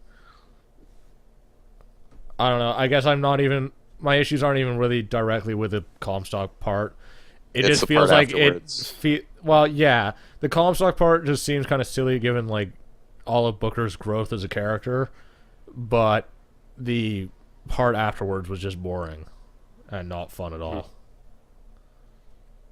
It was cool that you got to command the bird, but the commands were always just like take out that giant blimp instead of, using them in an actual fight. You're using them to take out new enemies that the bird was obviously meant to be used against instead Yeah, of it the was regular just enemies. whatever. Yeah. I would have preferred a boss fight. I would have preferred you fighting the bird. Yeah, I'm kind of looking. Okay, I'm half looking forward to the DLC, and I'm looking forward to it for the same reasons I was looking forward to Dishonored DLC. Uh, Um, except Dishonored terribly disappointed me with the first piece. Not that I bought it, just that like it came out and I was like, oh, look at that. It's a challenge mode, nothing narrative. Even though the narrative was the good part of Dishonored. If they can come out, they're apparently coming out with 3 pieces of DLC for Bioshock, and if they're 3 good pieces of narrative-based DLC, then I'll probably buy them. yeah, if Um, they I'm not gonna buy them if they're just like Trials stupid. mode, Yeah, no. multiplayer. No. Um, my only issue is I'm not really sure how they can give you meaningful narrative stuff because the ending kind of completely wrapped up the series. Right, but they can do alternate timelines, Yeah, I right? guess so, but They can easily get away with that. yeah, but like the narrative or like the ending really wraps it up. So like you could do something at a parallel timeline in the middle of the Yeah, game, but I it's would be like doing parallel. yeah, it just that doesn't seem meaningful though to the narrative. I don't know how excellent of a narrative you could make with these characters because if you go into a different timeline, they're essentially different characters. Mhm. They have a lot You of know the what same might be interesting? traits. I If they want do a DLC where you play out the Booker that becomes the martyr for the revolution, that would be kind of cool. that would be cool. I'd play that, I think, if it was a good narrative. Yeah. The issue, I don't know how good of a narrative you can make in DLC, right? Because like they're not charging $40 for this stuff. It's like 10, No, they'd have to $15. it'd have to be So like a really, it's 4 hour only going to be narrative like max. 1 or 2 hours, right? Yeah. Because it's $10 worth of content, and so like I don't know how much time are they willing to put in, especially given sales figures for this game. It hasn't broken 1 million yet, which now they're almost at 900,000, which let's say that's good, but it's not close to making enough money to pay for the game. Yeah. I hope they make enough to pay for the game. I'd like to see another. I mean, I much prefer I don't want to see another Bioshock game. I want to see something different, but I want to see something with the well, same a ideas. similar game, Yeah. you know? Something that's got the environment and the narrative and then maybe some different gameplay. It You has know? to have different gameplay because I'm not going to put up with this game twice. It's just been so long. The reason why I think Bioshock Infinite did so well in reviews, like it got a lot of 10s. I would give this game personally, when I finished playing it and I was still caught up with the game, I would have gave it at max an 8. Hmm. And now I think I would give it a 7. I would give it a 9 because I enjoyed everything in it so much, except the gameplay is not good enough for me to want to play it again. Yeah, and that's kind of my issue with it, is that the gameplay, which is really, it should make up for half the game, because you spend more than half the game playing, and it's just not that good. Yeah. Like the game, there is something wrong when your game is more entertaining in the form of like a commentating with, or like in the form of a let's play without commentary, than it is like playing the game, because you Hmm. really can't fully experience this game without Playing playing it. without any shooting. Yeah. Okay, I think it's important that we wrap this up because Yeah. Jeff said we wouldn't make this a very long topic, and the I didn't podcast would think I only didn't be think we could do more 45 than an minutes. hour and a half. We have done twice what I expected. Yes. Yeah. Impressive. Jeff only thought that the podcast would be 45 minutes because just talking about this game and what we played this week would not be substantial enough to make an episode of the podcast. How I Yeah, proved him jeez. wrong. Yeah, this is one of the longest episodes. Yep. Jesus. All right. So, I've been Ryan. He's been Jeff, and this has been the 12th episode of the Dapper Gaming Podcast. And we'll hope to see you guys next week for episode 13 when we have a return to form. News has just been really slow, so it doesn't make sense to talk. Like, it's hard to Yeah. do a weekly show on news when the only real piece of news this week was Nintendo Direct, which we're going to talk about next week. And we're going to have some guests on, hopefully. I'm fairly sure we're having guests. And I think it's going to be the first episode that I'm going to officially dub as the Drunk Cast. So, because it's my last day before I go back to taking real classes. Classes don't start on the 23rd, right? They start on the 2nd? Start on the 4th, I think, Okay. or maybe 2nd. Yeah. Because I have to go to UVic tomorrow and give them real paperwork. Yeah, I know, right? I can't submit these forms online. What the hell world am I living in? In the I don't know. computer science department, I cannot submit my forms online. Oh, God. But, yeah, let's wrap this up. So we'll be returning to form next week when we will be talking about a substantial amount of news. Tyler will not be on again because exams. Jeff might be on if I can convince him. Depends on scheduling. And then I And think... my plans. Yeah. Yeah, and I think Brandon's going to be on, who's been on before, because he wants to talk Monster Hunter with me, and I want to talk Monster Hunter with him. Oh God, I won't be able to participate in that conversation. Don't worry, the other dude's going to be on too, and we're going to Just all do be this. drunk, and it's going to be okay. All right. I probably won't be drunk, unfortunately. Pussy. I apologize. I have shit to do, man. You're just Right. going to watch Game of Thrones after. It doesn't matter. Ending this. No more banter. This has been the 12th episode of the Dapper Game Podcast. Thank you, and good night or afternoon or whatever.